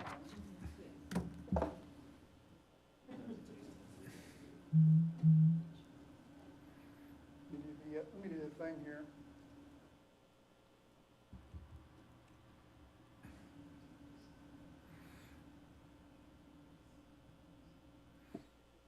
There she goes. Excellent. Thank you. So, You know what a button is? I used to know. Well, it's been a year. I stood up here and said, 2024 is a year to rebuild. And rebuild we did. We've had a fun year, and I've seen many of you at many of our events. So you tell me, has it been a fun year for you at the Chamber? Are we doing good events, barbecue and bands, military appreciation lunch? I hope so, because this chamber is two-faced. One face is it's an events-led chamber. We run a lot of events, and that's where we put a lot of our budget. The other face of it is membership, and membership from our commercial community. So I think we've served both faces this year, while my volunteer board worked very hard on events. I think if you took a look at the difference in the board over from where we were a year and a half ago when I started to now, we've got super activists. I've got some of the busiest people on my board. Ken Adrian running Granite Falls. Kathy Vegas runs SING over in Wake Forest. She's the president of the SING networking group, Seniors Information Networking Group. Very busy lady. Who else could I point out? Tara Bogle's got her hands full. She's opening a new office right over there in the Privet building, Interaccess Travel. Mark Kamoshi, oh my gosh. Mark, 3 different locations of Anytime Fitness, working hard to get this one open. So I've got a board that works very hard on what their passion is, but they also work very hard on the Chamber's passions as well. Each one of these people chairs an event or a program, or will shortly once they get their feet on the ground. Some of these people are very new. But I think over the last 12 months, I had no training or preparation to come in to run a nonprofit like a chamber. I was a networker, I network with my business, and that's some of the, I've saved my skin by having some of those natural skills follow me. Am I the person to run a chamber 3 years from now, wherever this town is in 3 years? We'll find out, won't we? I need to get some training before that happens. Maybe reverse a few of my years and my gray hair as well. But I think it's been a good year. We've ran some good events. Have we run into some problems? Yeah, something about taxes. There was a small issue with our taxes and our not our nonprofit status, but our sales tax, our ability to be, help me out. Tax exempt. Tax exempt, thank you. My brain goes blank. But over the year, we were building members really well throughout the year. take a look at the bottom left, that black line right there. This is the membership from last July through today, or actually yesterday. Yay, grow. Philip came on board. He's doing a good job of growing. Oh, what happened here? We went from 180-ish members down to about 155. Why did that happen? Because in December, we realized that people weren't paying. So we had spent 90 days going after these members, trying to coax them. And this is the new chamber. This is going to be new and exciting. But some of the businesses closed. Some of the businesses were in a new season of their business. Some of them, frankly, were so busy, some trades, they didn't need to network anymore. They were so busy, they were trying to find new staff so they could open up new appointments on their schedule.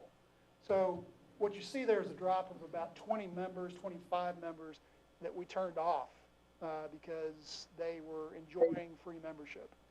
And so we had sent out invoices, we had made phone calls, we had sent emails, and it became time to face reality and clean it up. So we cleaned it up in December, and that's what you're seeing. But we've been growing, again, that same general curve of about 4 to 5 new members a month. And these are, if you look at the upper right there, the types of members. Blue is development and growth. That's our 300 level. Obviously, most of the chamber is small business owners. People like Tara Bogle with Ataraxis Travel. I think my goal now, 2024 was a year to rebuild. 2025 is the year to grow. And what the board has told me in no uncertain terms is, we'll handle the events. Phil, you go get some members. So, and I'm working with Mark Kamoshi and Gordon Coleman to focus on which corporations do we go approach for membership in the chamber. And it's not nuclear science. I can go down to Raleigh, take a look at their webpage, and pick 10 very good companies that throw lots of money at other chambers. And I'll find those same logos on several other area chamber web pages. So it's not tough to go find these people. I think it's just tough to let them know what the opportunity is and get them to come on board. But that's the job for the year, is growth. We've simplified membership. We had 6 or 7 levels. Really, it's $300 as a development starting level. $600 is kind of a mid-tier, and then 1,000 or 1,000 plus. When you're at 600, you get some free sponsorship to some of our events built into that $600, also with $1,000. And when I say $1,000 plus, we've got companies that are coming in and say, hey, here's the $1,000 for the membership. But we've always given, $3,000 or $4,000 in previous years. Why are you only charging $1,000? Well, let me have a conversation with you about what we would like you to do with the extra money. Would you like to sponsor barbecue bands? Are you a retail business that would benefit from having a booth or a VIP tent there? Are you somebody who is more altruistic? Would you like to put some money behind our very important programs of Youth Leadership Rolesville, or what's going on right next door in Arise right now is Launch Rolesville. So these are development programs that we don't look to profit on. In fact, they're expenditures. They're not. There's no revenue coming in from those. So some of our Mark Kamoshi is a good example. He put a lot of good money into those programs, and not just barbecue and bands and the Christmas parade. So good stuff happening on membership. We look forward in 6 months with an update, seeing we have some of those larger companies coming in around Publix as new members as well.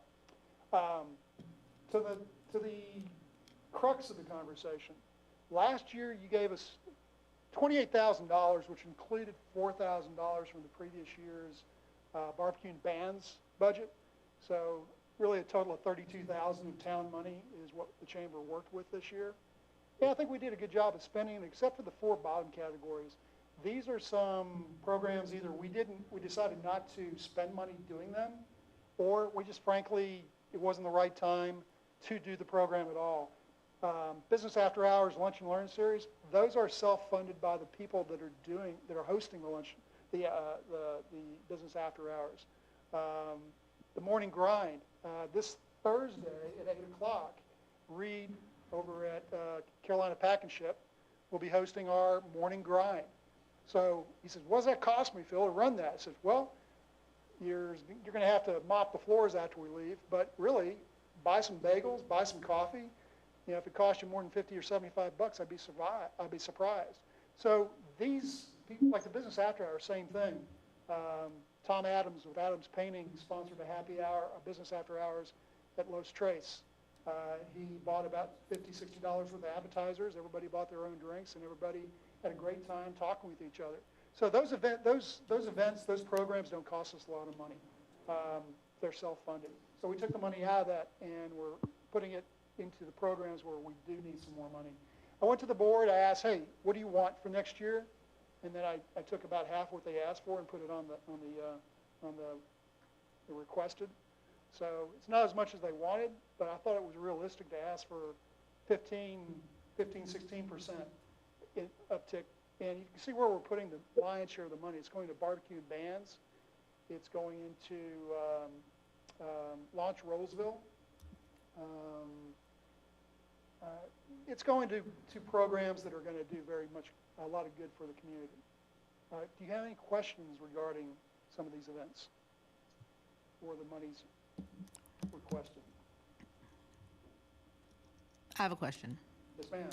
So you do community events, which I understand. Have you gotten any members from any of those events that you've done?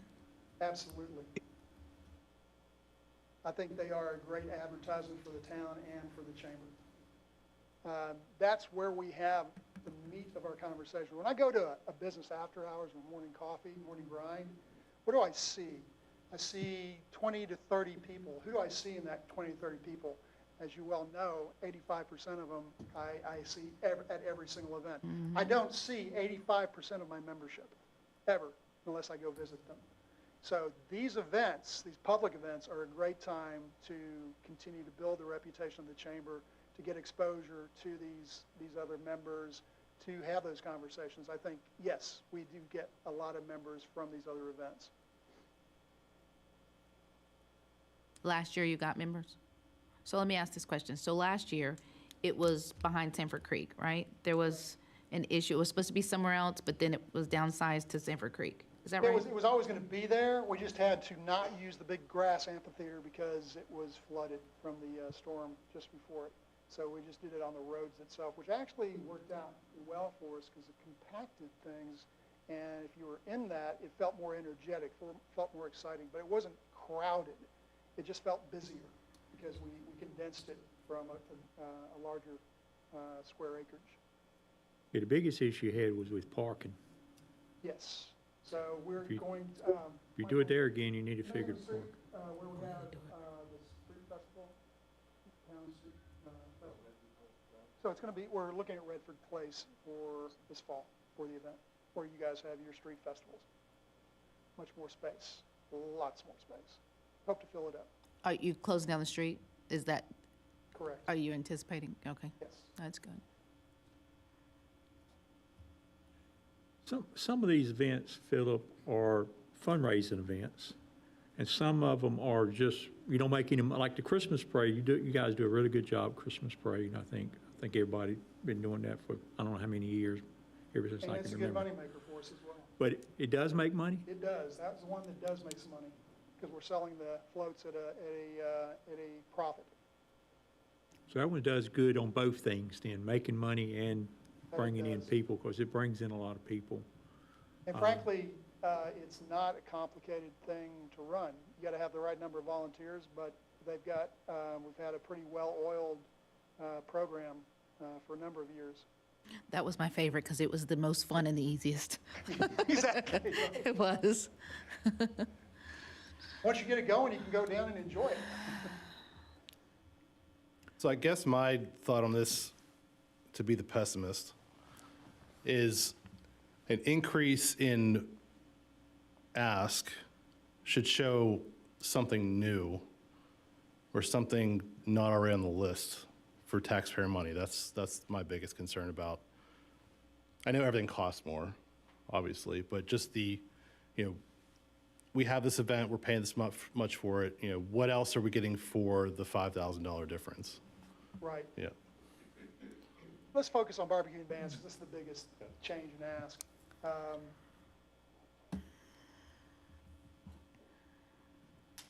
We want to double the size of that. From 20, we had somewhere between 2,000, 2,500 people easily and we didn't do a great job of marketing that. There was a lot of last minute stuff that should have been done a lot earlier. We did a miserable job.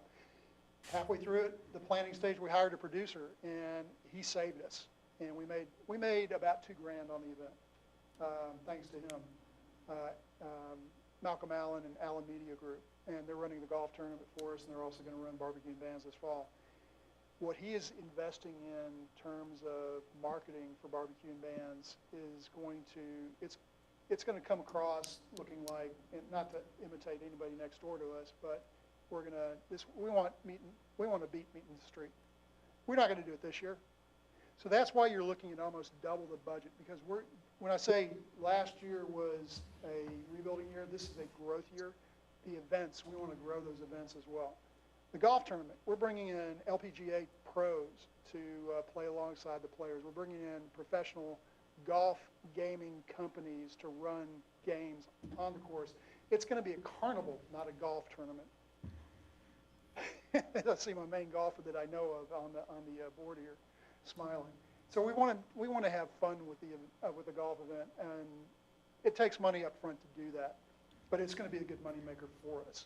So what are you getting for your money? You're getting twice the event. You're getting a louder, crazier, more engaging event, no matter whether we're talking about golf or barbecue and bands or the Christmas parade. What can we do with the Christmas parade? We're looking for only another $900 there. That's going to be more porta potties. That's going to be possibly more officers, because that was, God bless your officers and the extra hours they put in, way beyond what we thought they were going to need to do, but thank God they were there. We definitely need to have more public safety officers. We're going to have a bigger event. Did I answer your question? Yeah. It just needs to show something for the money. That's the biggest thing. Right. I mean, if you're showing that, if you're saying, you know, we're going to double that or do this or do that, then yeah, I would hope to see that next year, that it actually pays off that way. So, youth leadership, we're polishing that extra money, almost doubling the budget there is going for polish. We've taken it from like 25 students down to a max of 15. Tisha Baker Lowe is running it for us, and will run it for us again. She's a paid consultant to do that. But we want to give them T-shirts. We want to give them nice name badges. We want to feed them well. They've been getting a lot of pizza and chili dogs from the Chili King. These are some of our best and brightest kids, and we want to really give them a great experience. So, yeah, we're growing the events, we're growing the programs, and here's what we're not doing. And you said something that kind of triggered me. There's nothing new up there. right. Why? Because we have what we have in terms of staff, resources, and volunteer hours. And that's why we took some of this stuff off, was because if we can't do it right, we should not be doing it. So, Okay. Thank you. yes, sir. So when you. I have a question, please. Go ahead, Lynn. Hey, Phil, nice to see you. 2 questions. I can't see your presentation. First question is, when is the golf tournament? April 24th, Thursday morning. A few weeks ago. Located where? It's going to be at Heritage. Okay. And you then are second, listed as being part of the town's foursome. yeah, thank you. The other question I wanted to ask was just for marketing perspective, you know, what more can you do to improve your visibility beyond Facebook and the occasional newsletter? Has that been consideration of why you're asking for more funds as well? Is that up there? Absolutely. For some of our larger events, we actually have separate web pages for barbecue and bands, a separate web page for the golf tournament. As many of you are familiar with trying to register for a chamber event, The system we built the chamber on, Chamber Master, I will just say nothing about it, and that's really all that deserves to be said about it. So in order to make the registration and payment process smoother, we've actually built separate websites for the golf tournament, barbecue and bands. Probably we'll do it for the Christmas parade as well. It makes it easier, a better experience when people are coming into the event. To have a good-looking web presence, an easy to use registration and payment process. More to your question as well, we're doing a lot of stuff in Canva for our graphics and things like that. And it takes a community to raise a chamber exec, I think. If it wasn't for Denise, Ken Adrian's wife, Denise Adrian over at Granite Falls, she is a Canva pro. I don't really put stuff out unless she's already proofed it for me before I send it to my board. So we're trying to really raise our game in terms of our graphical design. Yeah, Facebook, LinkedIn, emails, the newsletter. I'm always interested in finding new ways, new vectors to connect with my constituents. You can't just use one. You've got to hit them from 4 or 5 different directions. I am always looking for something new to try. So if anybody's got ideas, Linwood, I'd love to have a coffee with you and see if there's anything new that's out there. I'm glad you said that, because I was about to ask, are there any untapped grant opportunities that the chamber could explore? 1,000% there are, and that's been one of my greatest challenges is I'm new to the whole process. That's one of the things we really want to start looking at. We're trying to figure out which one of our board members is going to be our grant specialist. And I can do the heavy lifting if I have somebody who has some familiarity with that to guide me. But yes, grants, we have not lifted a finger, Commissioner, to do anything with grants. Just keeping our heads above water last year. Understood. I have one question. So I see the list of events and programs that you have up here. So what of these programs is for the actual members? Thank you. Because I'm paying for, I'm not, scenario, I am paying for a chamber membership. I know that you get out of the chamber what you put into the chamber. But as being a chamber member, what on that list is for me specifically? I'm not talking about, let me pay money for a hole at the golf tournament. I'm not talking about the business after hours where we're going to see the same people. What is helping me grow my business in Rolesville, and how is the chamber doing that? I think the answer there is what we do with one word, and that's kind of how I got to know you over in Wake Forest, was networking. I think, and that's that was kind of my magic sauce that I thought I was bringing to the chamber, was a good understanding of how businesses profit from networking with each other and with their customers. So what's up there, to answer your question? There's nothing up there that you're going to spend money on that's going to help the membership this year. Business after hours, lunch and learn, the morning grinds, you don't have to give us any money for that because those don't cost us anything.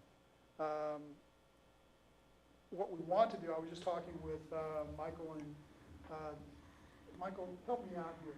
Give me a couple of bullets about what we have on the phone call today about other programs we want to run to bring, to help retail, for one thing, the cobblestone area. Yeah, the different events like Wake Forest has Friday night on Monday, Franklin has the Friday night Franklin. So yeah, But those are still events. Repeat what he said, because he Yeah, for the mic. it could so pick we're up. talking about doing other types of events, like a Friday Night White, whacking the microphone. There's also other things we want to do.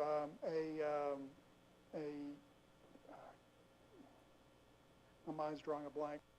Helping our retail members. The Trail Pass. Thank you, the Trail Pass. So it's almost a passport where we have, so Small Business Week is coming up. It's coming up. So we're talking about putting together a card that has a number of business logos on it and asking people, hey, go to these businesses. There are discounts associated with the pass. Get it stamped, get it crimped by the business. then there's a drawing, there's a raffle for a very nice prize. So that's an idea that we've come up with that can help some of our retail businesses grow by bringing more customers to them. So, answer, there's nothing up there specifically for membership. It's about events. But we are absolutely trying to figure out, in fact, I'll tell a war story here.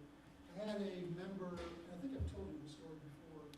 Last spring, I had a member call up and said, why did you auto charge my credit card? I didn't want to remain a chamber member.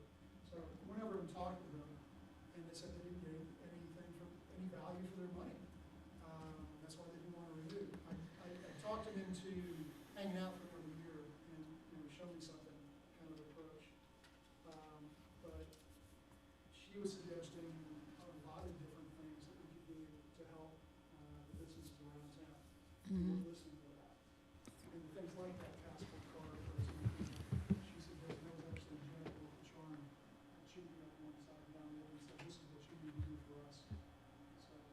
But I also think what April was getting at earlier was about some type of workshop for the businesses to increase their revenue. I'm thinking pay Wake Tech, bring them in here, pay for them. What does it look like doing business in times of inflation? What do we need to know as business owners? Not a business owner again, scenario. What do we need to do as business owners to get ahead in times like this? What kind, have you done a survey of the businesses to find out what do you need right now? Just things like that. I'm just thinking, what can you specifically do to them? Because I see this to me says community. This to me says youth. This doesn't, I understand networking better than anybody, but this doesn't, to me, say, I'm catering to you as a business. I'm not asking you for anything except for if there's a fee to be charged. But what is the program that you've put together to give to these people for them to want to say, I want to be a member of this chamber because they're looking out for my business. They want my business. They want to help me grow, especially in times like today. So I think it's going to be about giving them opportunities to engage with the community and engage with their peers in the community, other business owners. Can't hear you. I think it's about engaging.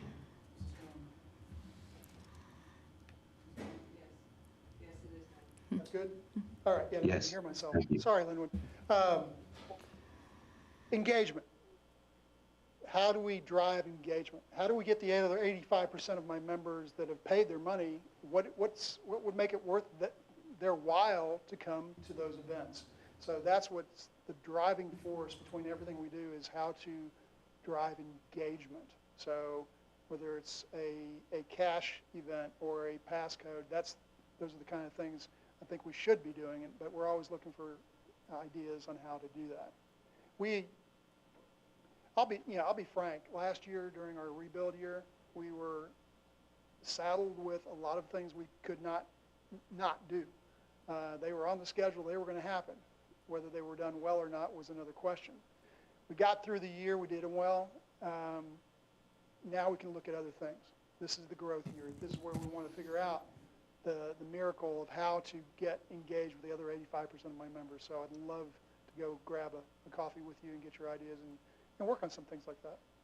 I think April mentioned, and I may be wrong, April, correct me, it's more like educational for the members. That's what I'm, So yeah. she mentioned Wake Tech, so you do that for Launch Rolesville, you do that for future Yeah. businesses, but I think what she's saying is, what are you doing for your current business owners to help them be more successful?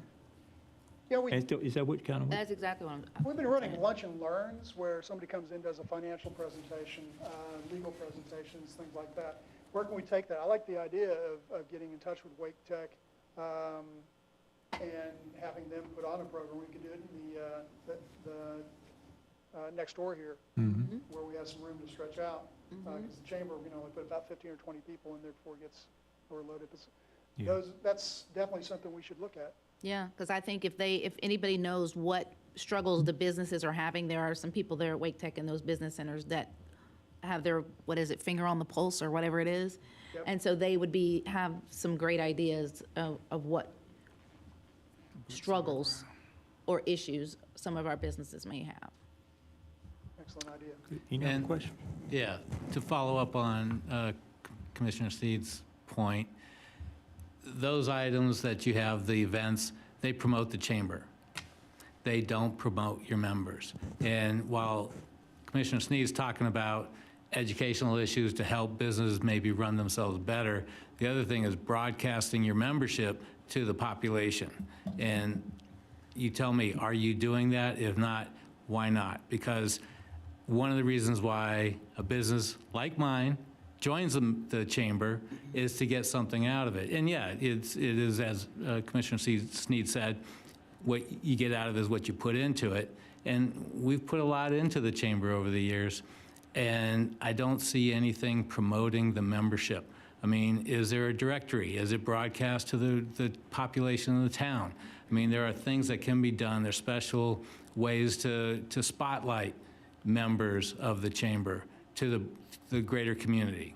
You know, there are things that can be done, and I get it. You've had your hands full, and you know, you're still here, so I commend you for that.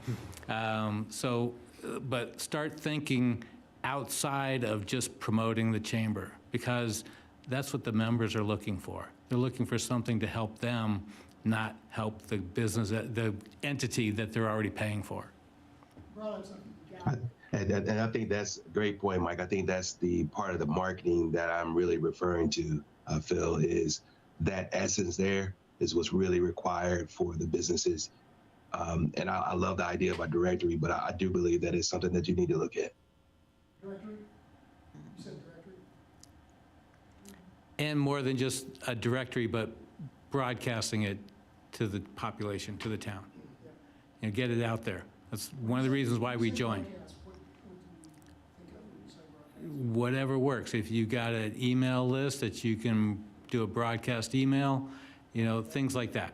Whatever, you know, I'm not a marketer, but I know it when I see it, and I haven't seen it. Not with the chamber.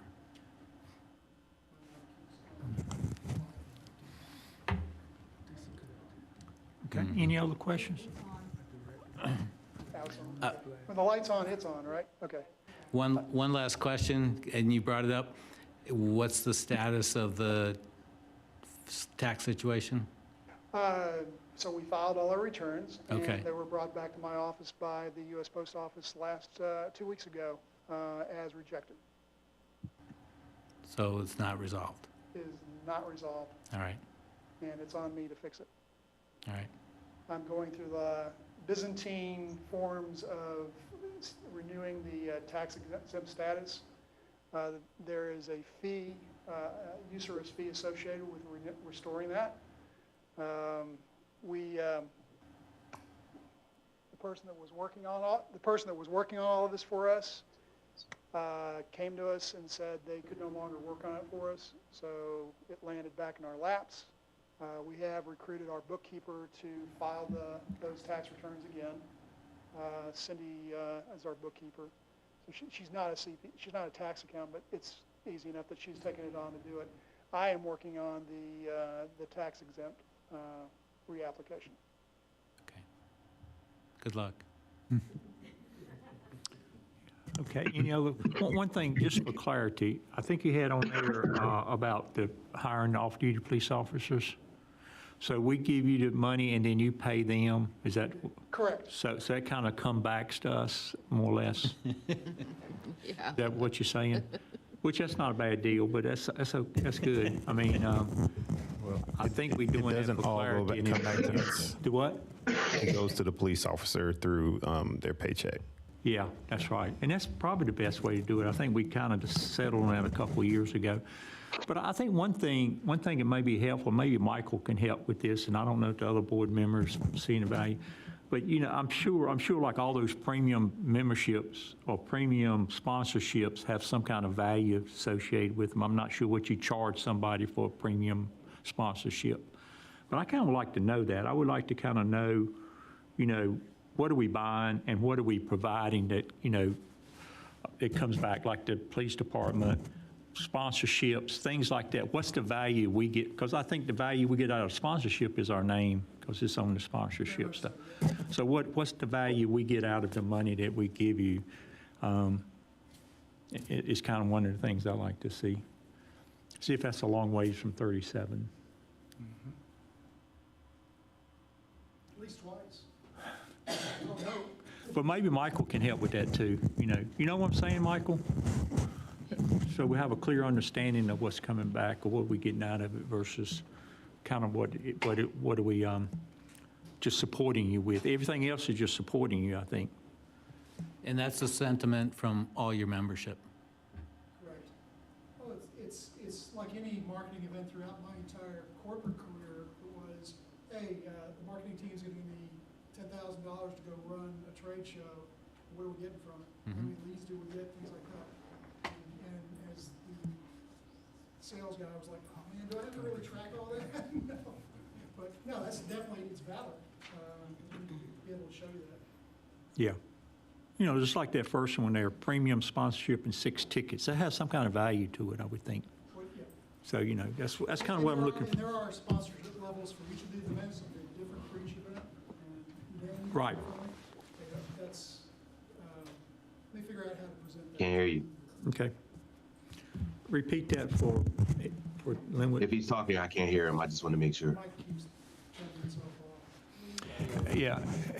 If you was following us, Linwood, he said he would find out a way to present that to us. Okay, thank you. I could not hear that. Back Thank on you. now. So, any other things? I think we're good. You good, Michael? Come on up if you would, because you're kind of both of these. Thank you, Philip. Appreciate it. Thanks for the presentation. But I think you kind of tied in your organization on both of these nonprofits. So you got anything you want to add to the board while we talk about, especially from a budget standpoint and what's coming up? Right. No, I think just with the budget happening, it would be good to maybe have a due date, and maybe I can talk to the town manager about that, when you would want a more elaborate kind of explanation of the value of what what the town's tax dollars are going to at these organizations. So it sounds like there's a desire for a more descriptive narrative and things like that. So I'll get with the town manager on a due date that works in Thank you. with the budget process, and then have that delivered. Thank you. Appreciate that. All right, thank you. Okay, next item, legislative hearing. This is a TA 25-03, text amendment for government facilities. Meredith, I think you up on that one. So I'll go ahead and I'll open the public hearing. And I will take an introduction from staff. Great. Thank you so much. Good evening, Mayor Curran and Town Board of Commissioners. Let's see, hopefully this thing will be happy. Unplug and plug in for a moment. This is a text amendments to the Land Development Ordinance for government facilities use standards and definition. I had to catch the thing on time. It should be popping in.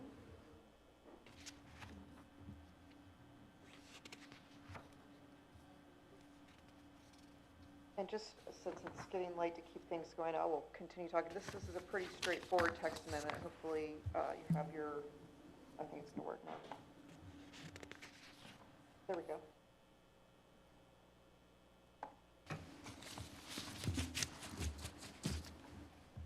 Sorry for the delay. So in the Land Development Ordinance, there are multiple government facility type uses in Chapter 5. And those include government office, public facilities, and public safety facility. So the purpose of this text amendment is to clarify and consolidate all of these items into one use called government facilities. The principal use table in the LDO includes uses on the left and zoning districts across the top. This is an excerpt from civic uses, and you can see the 3 uses I mentioned: government office, public facilities, public safety facility. So where the P is shown in blue, that is a proposed addition to the LDO. And where you see red and strike through, that is a proposed, or those are proposed deletions. So the intent is to combine everything under government facility and allow a government facility in all zoning districts. And just a note, the Unified Development Ordinance that we had before the LDO in June of 2021 did allow government facilities in all zoning districts. So item K, which are use standards that follow that principal use table for public safety facility, we are proposing to delete that and combine it with government facility. So put everything under one use. And what is new with this, you can see the blue items are new. So like the holding cells, the police station, outdoor storage yards, those are added to accessory uses. And items 4 and 5 are new. Those are proposed use standards. So when thinking about if a government facility is in a residentially zoned district, what might that be like? And what happens if it's a residentially zoned district adjacent to another residentially zoned district? We want to make sure that there is some type of buffer in place. Because if you were just looking at the buffer table, a buffer would not be required between residential low and residential low. So if government facilities are located on a residentially zoned property and adjacent to another residentially zoned property, a minimum 25-foot landscape buffer will be provided between those two properties, and that buffer would need to create at least 75% opacity with plant material. And staff is proposing to strike the public facilities definition from section 11 definitions because everything is covered under the use standards in 5.1.3G. The planning board unanimously recommended approval of this text amendment and really liked the buffer standard between the two residentially zoned districts if one of them would have a government facility. And staff also recommends approval of TA 2503 to consolidate and clarify government facilities in the land development ordinance. If we're looking at consistency and reasonableness, the comprehensive plan does not directly address all government facilities. However, without these facilities, other goals and actions would not be able to be completed. So I'm inferring that it is consistent with the comprehensive plan to have government facilities in all zoning districts to better serve the community. Proposed motions are for approval or denial of the text amendment, and if approved, a statement of consistency and reasonableness would be needed, or you could continue this if you would like any further discussion. I just got one question about the 100-foot setback. Yes. How was that number determined? A best practice of creating some distance between a residentially zoned area and a non-residential area. Okay, thank you. Technical issue, 5.1.3G, item 5. Yes. You need 75 written out before the Oh, parenthetical. thank you very much. Thank you. Can we make sure that's in there? So That's all I had, that was Meredith. perfect. Thank you. You were exactly right.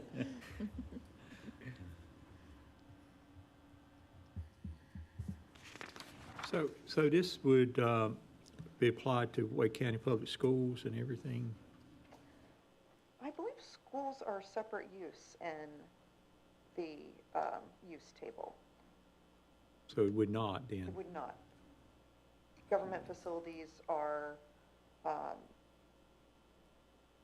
trying to think what else it would be, like a Wake County Library would be considered a government facility.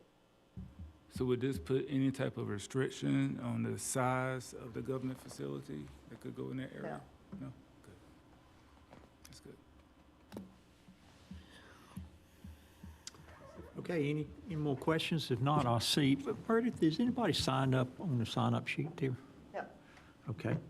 All right, I got the public hearing open, so I'll ask at this time, does anybody here want to make comments in favor or opposition of this text amendment?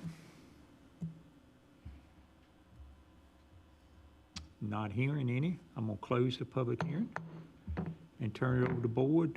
You can ask staff or manager any questions before I kind of give you a question on it. I move to approve TA 2503 Government Facilities Use Standards and Definition. Okay. Second. All right. We got a motion and a second. All in favor say aye. Aye. Aye. Well, no, we got to do a roll call. Roll call. Got to do a roll call on it, so.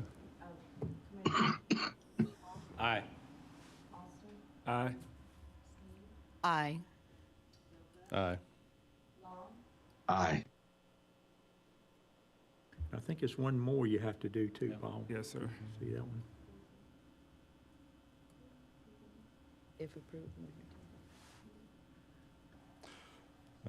Move to adopt a statement of consistency and reasonableness because TA 2503 is consistent with Rolesville's comprehensive plan, is therefore reasonable. Is there a second on that one? Second. Okay, got a motion, a second. Now we're ready, if no other questions, ready for a roll call. Aye. Aye. Aye. Aye. Aye. All right, approved unanimous. Thank you, good job. That was good. That was quick. Thank you, appreciate that. And that gets us to the end of our agenda with just some communications from town manager and attorney. We'll start with attorney. Anything you got to mention to us? Briefly, Mr. Mayor, let me just draw your attention back to the presentations we received from our partners. And just for the board's consideration as we move forward with budget season, staff is going to be taking those requests back for further consideration, as it has been the past practice for the town to enter into agreements with our partners that detail the services that are going to be provided. And the reason that that is so important, and you saw some of that reflected in the Chamber's presentation, is that the town can only spend the tax levy on one of the 45 or so listed items that are in the general statutes. Golf tournaments, not on the list. But Parks and Rec is. And so the staff will work with the partners to enter into an agreement that clearly fits where funds can legally be spent so that the board can finally make a determination as a policy decision. These presentations were not vetted by staff. Right. That purely was an ask. Staff had asked for information in advance, but both wanted to have their shot before the board. That was not an endorsement. Secondly, particularly on the, as you think about ethical restraints, the board members are individually prohibited from receiving gifts from those with whom they enter into contracts as a town. So think about that with regard to some of the benefits that may be provided by the partners or were promised by the partners. These are contracted parties. And in the case of the chamber, it's not even a charitable entity. It is a private club. So the receipt of a gift is potentially problematic. Doesn't mean the town couldn't necessarily receive it and provide it in a legal way to a charity to use, but an individual member receiving a gift from a contracted vendor, a contractor who's doing paving, is probably not any different than receiving the gift from the Chamber of Commerce. So just those two items. Okay, I just need a little clarification. So what we're getting in the sponsorship packages, are you talking about that as being individual gifts given to us? It was just their proposal, and it popped up. It said something along the lines of tickets would be provided, and then I heard a mention that someone would be in the foursome. Gotcha. Think about those. These are individual choices that will never come to the town. They are ethical obligations that attach to each board member individually to make a decision. It's a personal thing. Got it, okay. Yep. Okay. Some of the elected bodies and some of the legislative committees have gotten so sensitive about this, they read a statement about this gift issue before each meeting, because it's so hard to even see those things coming across your radar when it seems relatively harmless. So those are the only items for this evening, unless there are questions. Very good. All right, looks like our town manager has stepped out, so that puts our assistant manager up to, so, anything you want to add, Stephen? Sorry, y'all. That's okay. That's all right. Oh, no. They are rough. Anything you want to add real quick, or you had a long thing before, so. Apologies, everybody. pollen is out there today, so. Oh, my God.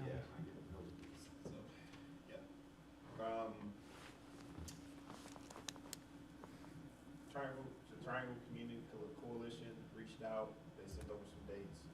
I'll be working with Christina to get. Mr. March, are you sharing? Can't hear you. Yes, here we go. Triangle Community Coalition reached out. They sent over some dates. We'll be working with them to find a good time to have breakfast together so that they can hear your perspective on, one, we'll receive feedback from them on how it is for them as people who just, developers who work with us and partner with us as we try to grow smart as a town.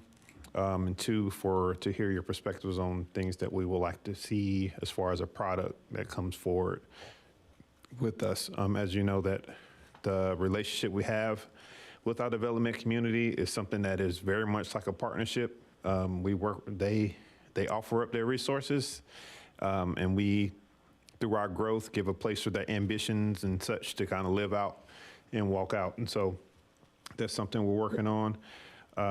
You should be seeing an email from us about. And the other thing is the Utility Advisory Board. That's something that myself, Assistant Town Manager, and Isaac in Public Works, we sit on. The Utility Advisory Board is the board that all the merger communities sit on. That's what I've referenced to you all in conversation when I talk about the place that I go to talk about certain things when it comes to water, sewer, and then the general service that Raleigh Water provides us. In a conversation in our last meeting, the meeting is held quarterly. The meeting is held quarterly, and in our last meeting, I think it was January the 16th, we mentioned that we need more. We would like to revisit, all of us as merged communities like to revisit their asset management and capital improvement process/protocol. And so, the thing that triggers that is our water line situation and how those things that should be reviewed, be proactively done. What they've done, if they put together kind of like a presentation. And so what we'll do is we'll sit down with them as staff. It's about an hour and a half presentation. And so we'll sit down with them as staff. They'll come out to the town, we'll host them, and they'll make a presentation on what their program is. And through that, my hope is to give them feedback and for them to come in and provide education to you all and the community in an upcoming work session to do that same presentation with some feedback to kind of cater it to what we need here as a community. And so the goal is to bring that before you all, but I want to just kind of verbalize that to you as something that we've been working on as a result of some, we're already working on the learning that we've gained from the Main Street project. And so bringing that back before you and making sure that the community kind of understands that experience we have through that contractual interlocal agreement. As a merger community, that's a very important thing for us to kind of make sure we seal up and get streamlines for the future. And so those are the main two things that I wanted to bring before you because I typically would have given you a tidbit about the Main Street project. In general, things are going well. I do look forward to bringing before you in the coming weeks the budget committee. Thanks in advance to Commissioner Vilga and Commissioner Long for being on our budget committee. We'll have our first meeting with them, I think, on April 13th, and then about 4 weeks later have a second one. But we're looking forward to bring the budget towards you, budget to you all in the coming weeks as we look at the budget forecast, and then also the amendment to backtrack to the top of the meeting.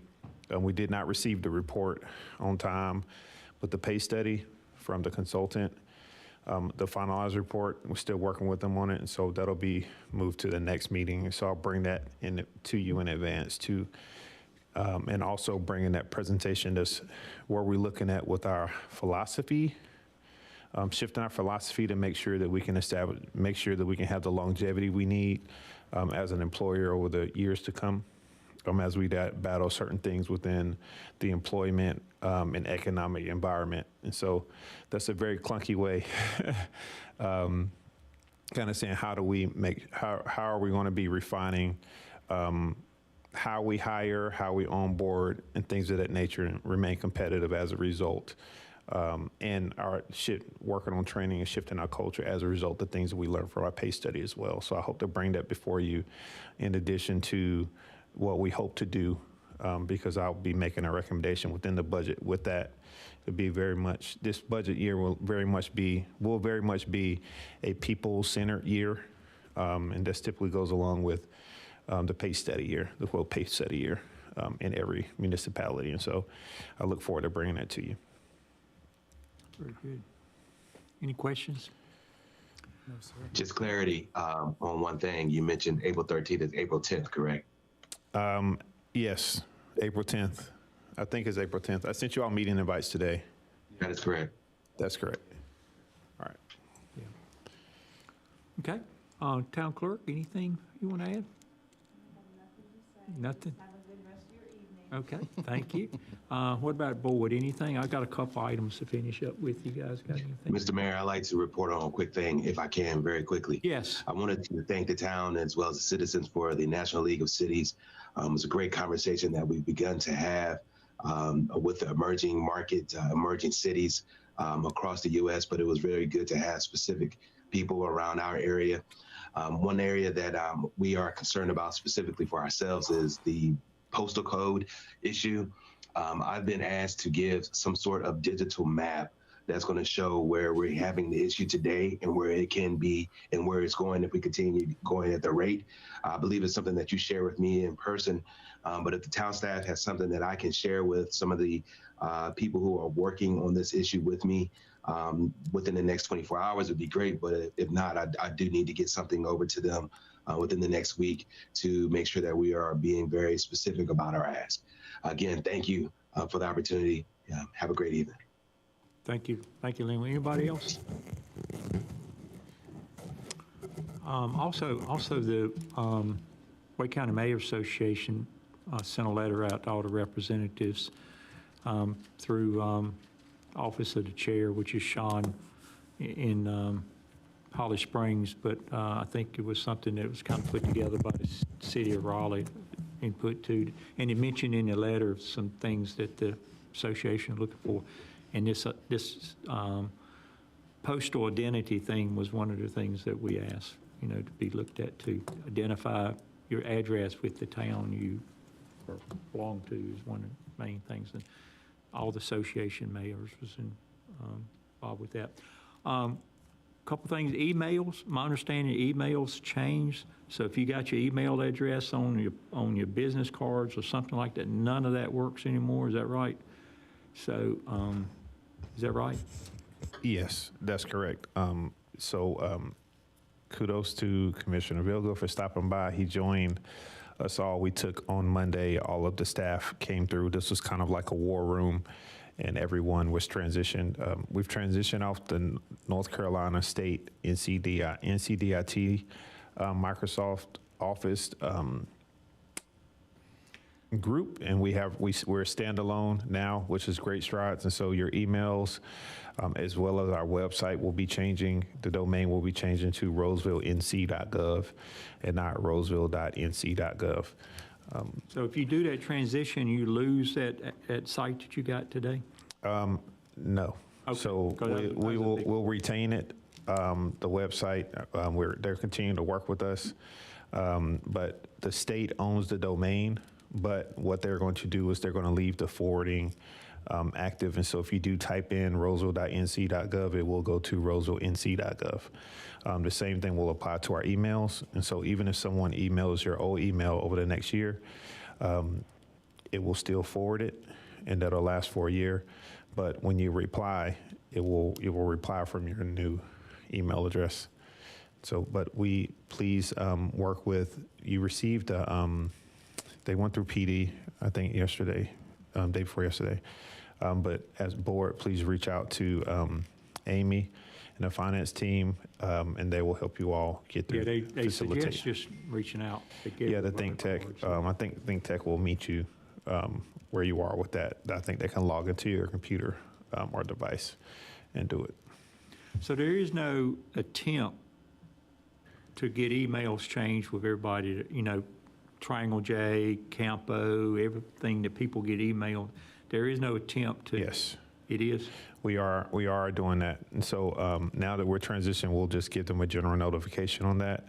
Everyone has been informed to update their signatures and their emails to with the banner that says that. But each employee that kind of has those external connections, they'll do that. But I'll do high-level updates to League of Municipalities, Central Pines, and all of those agencies that kind of send information. East Wake TV will let them know about that. Okay, good. Some of you have been reaching out to me about this bill. I can't remember the number of the bill, but it's a House bill to put a moratorium on ETJ extensions for 3 years, I think. I think it's still being in study, I believe.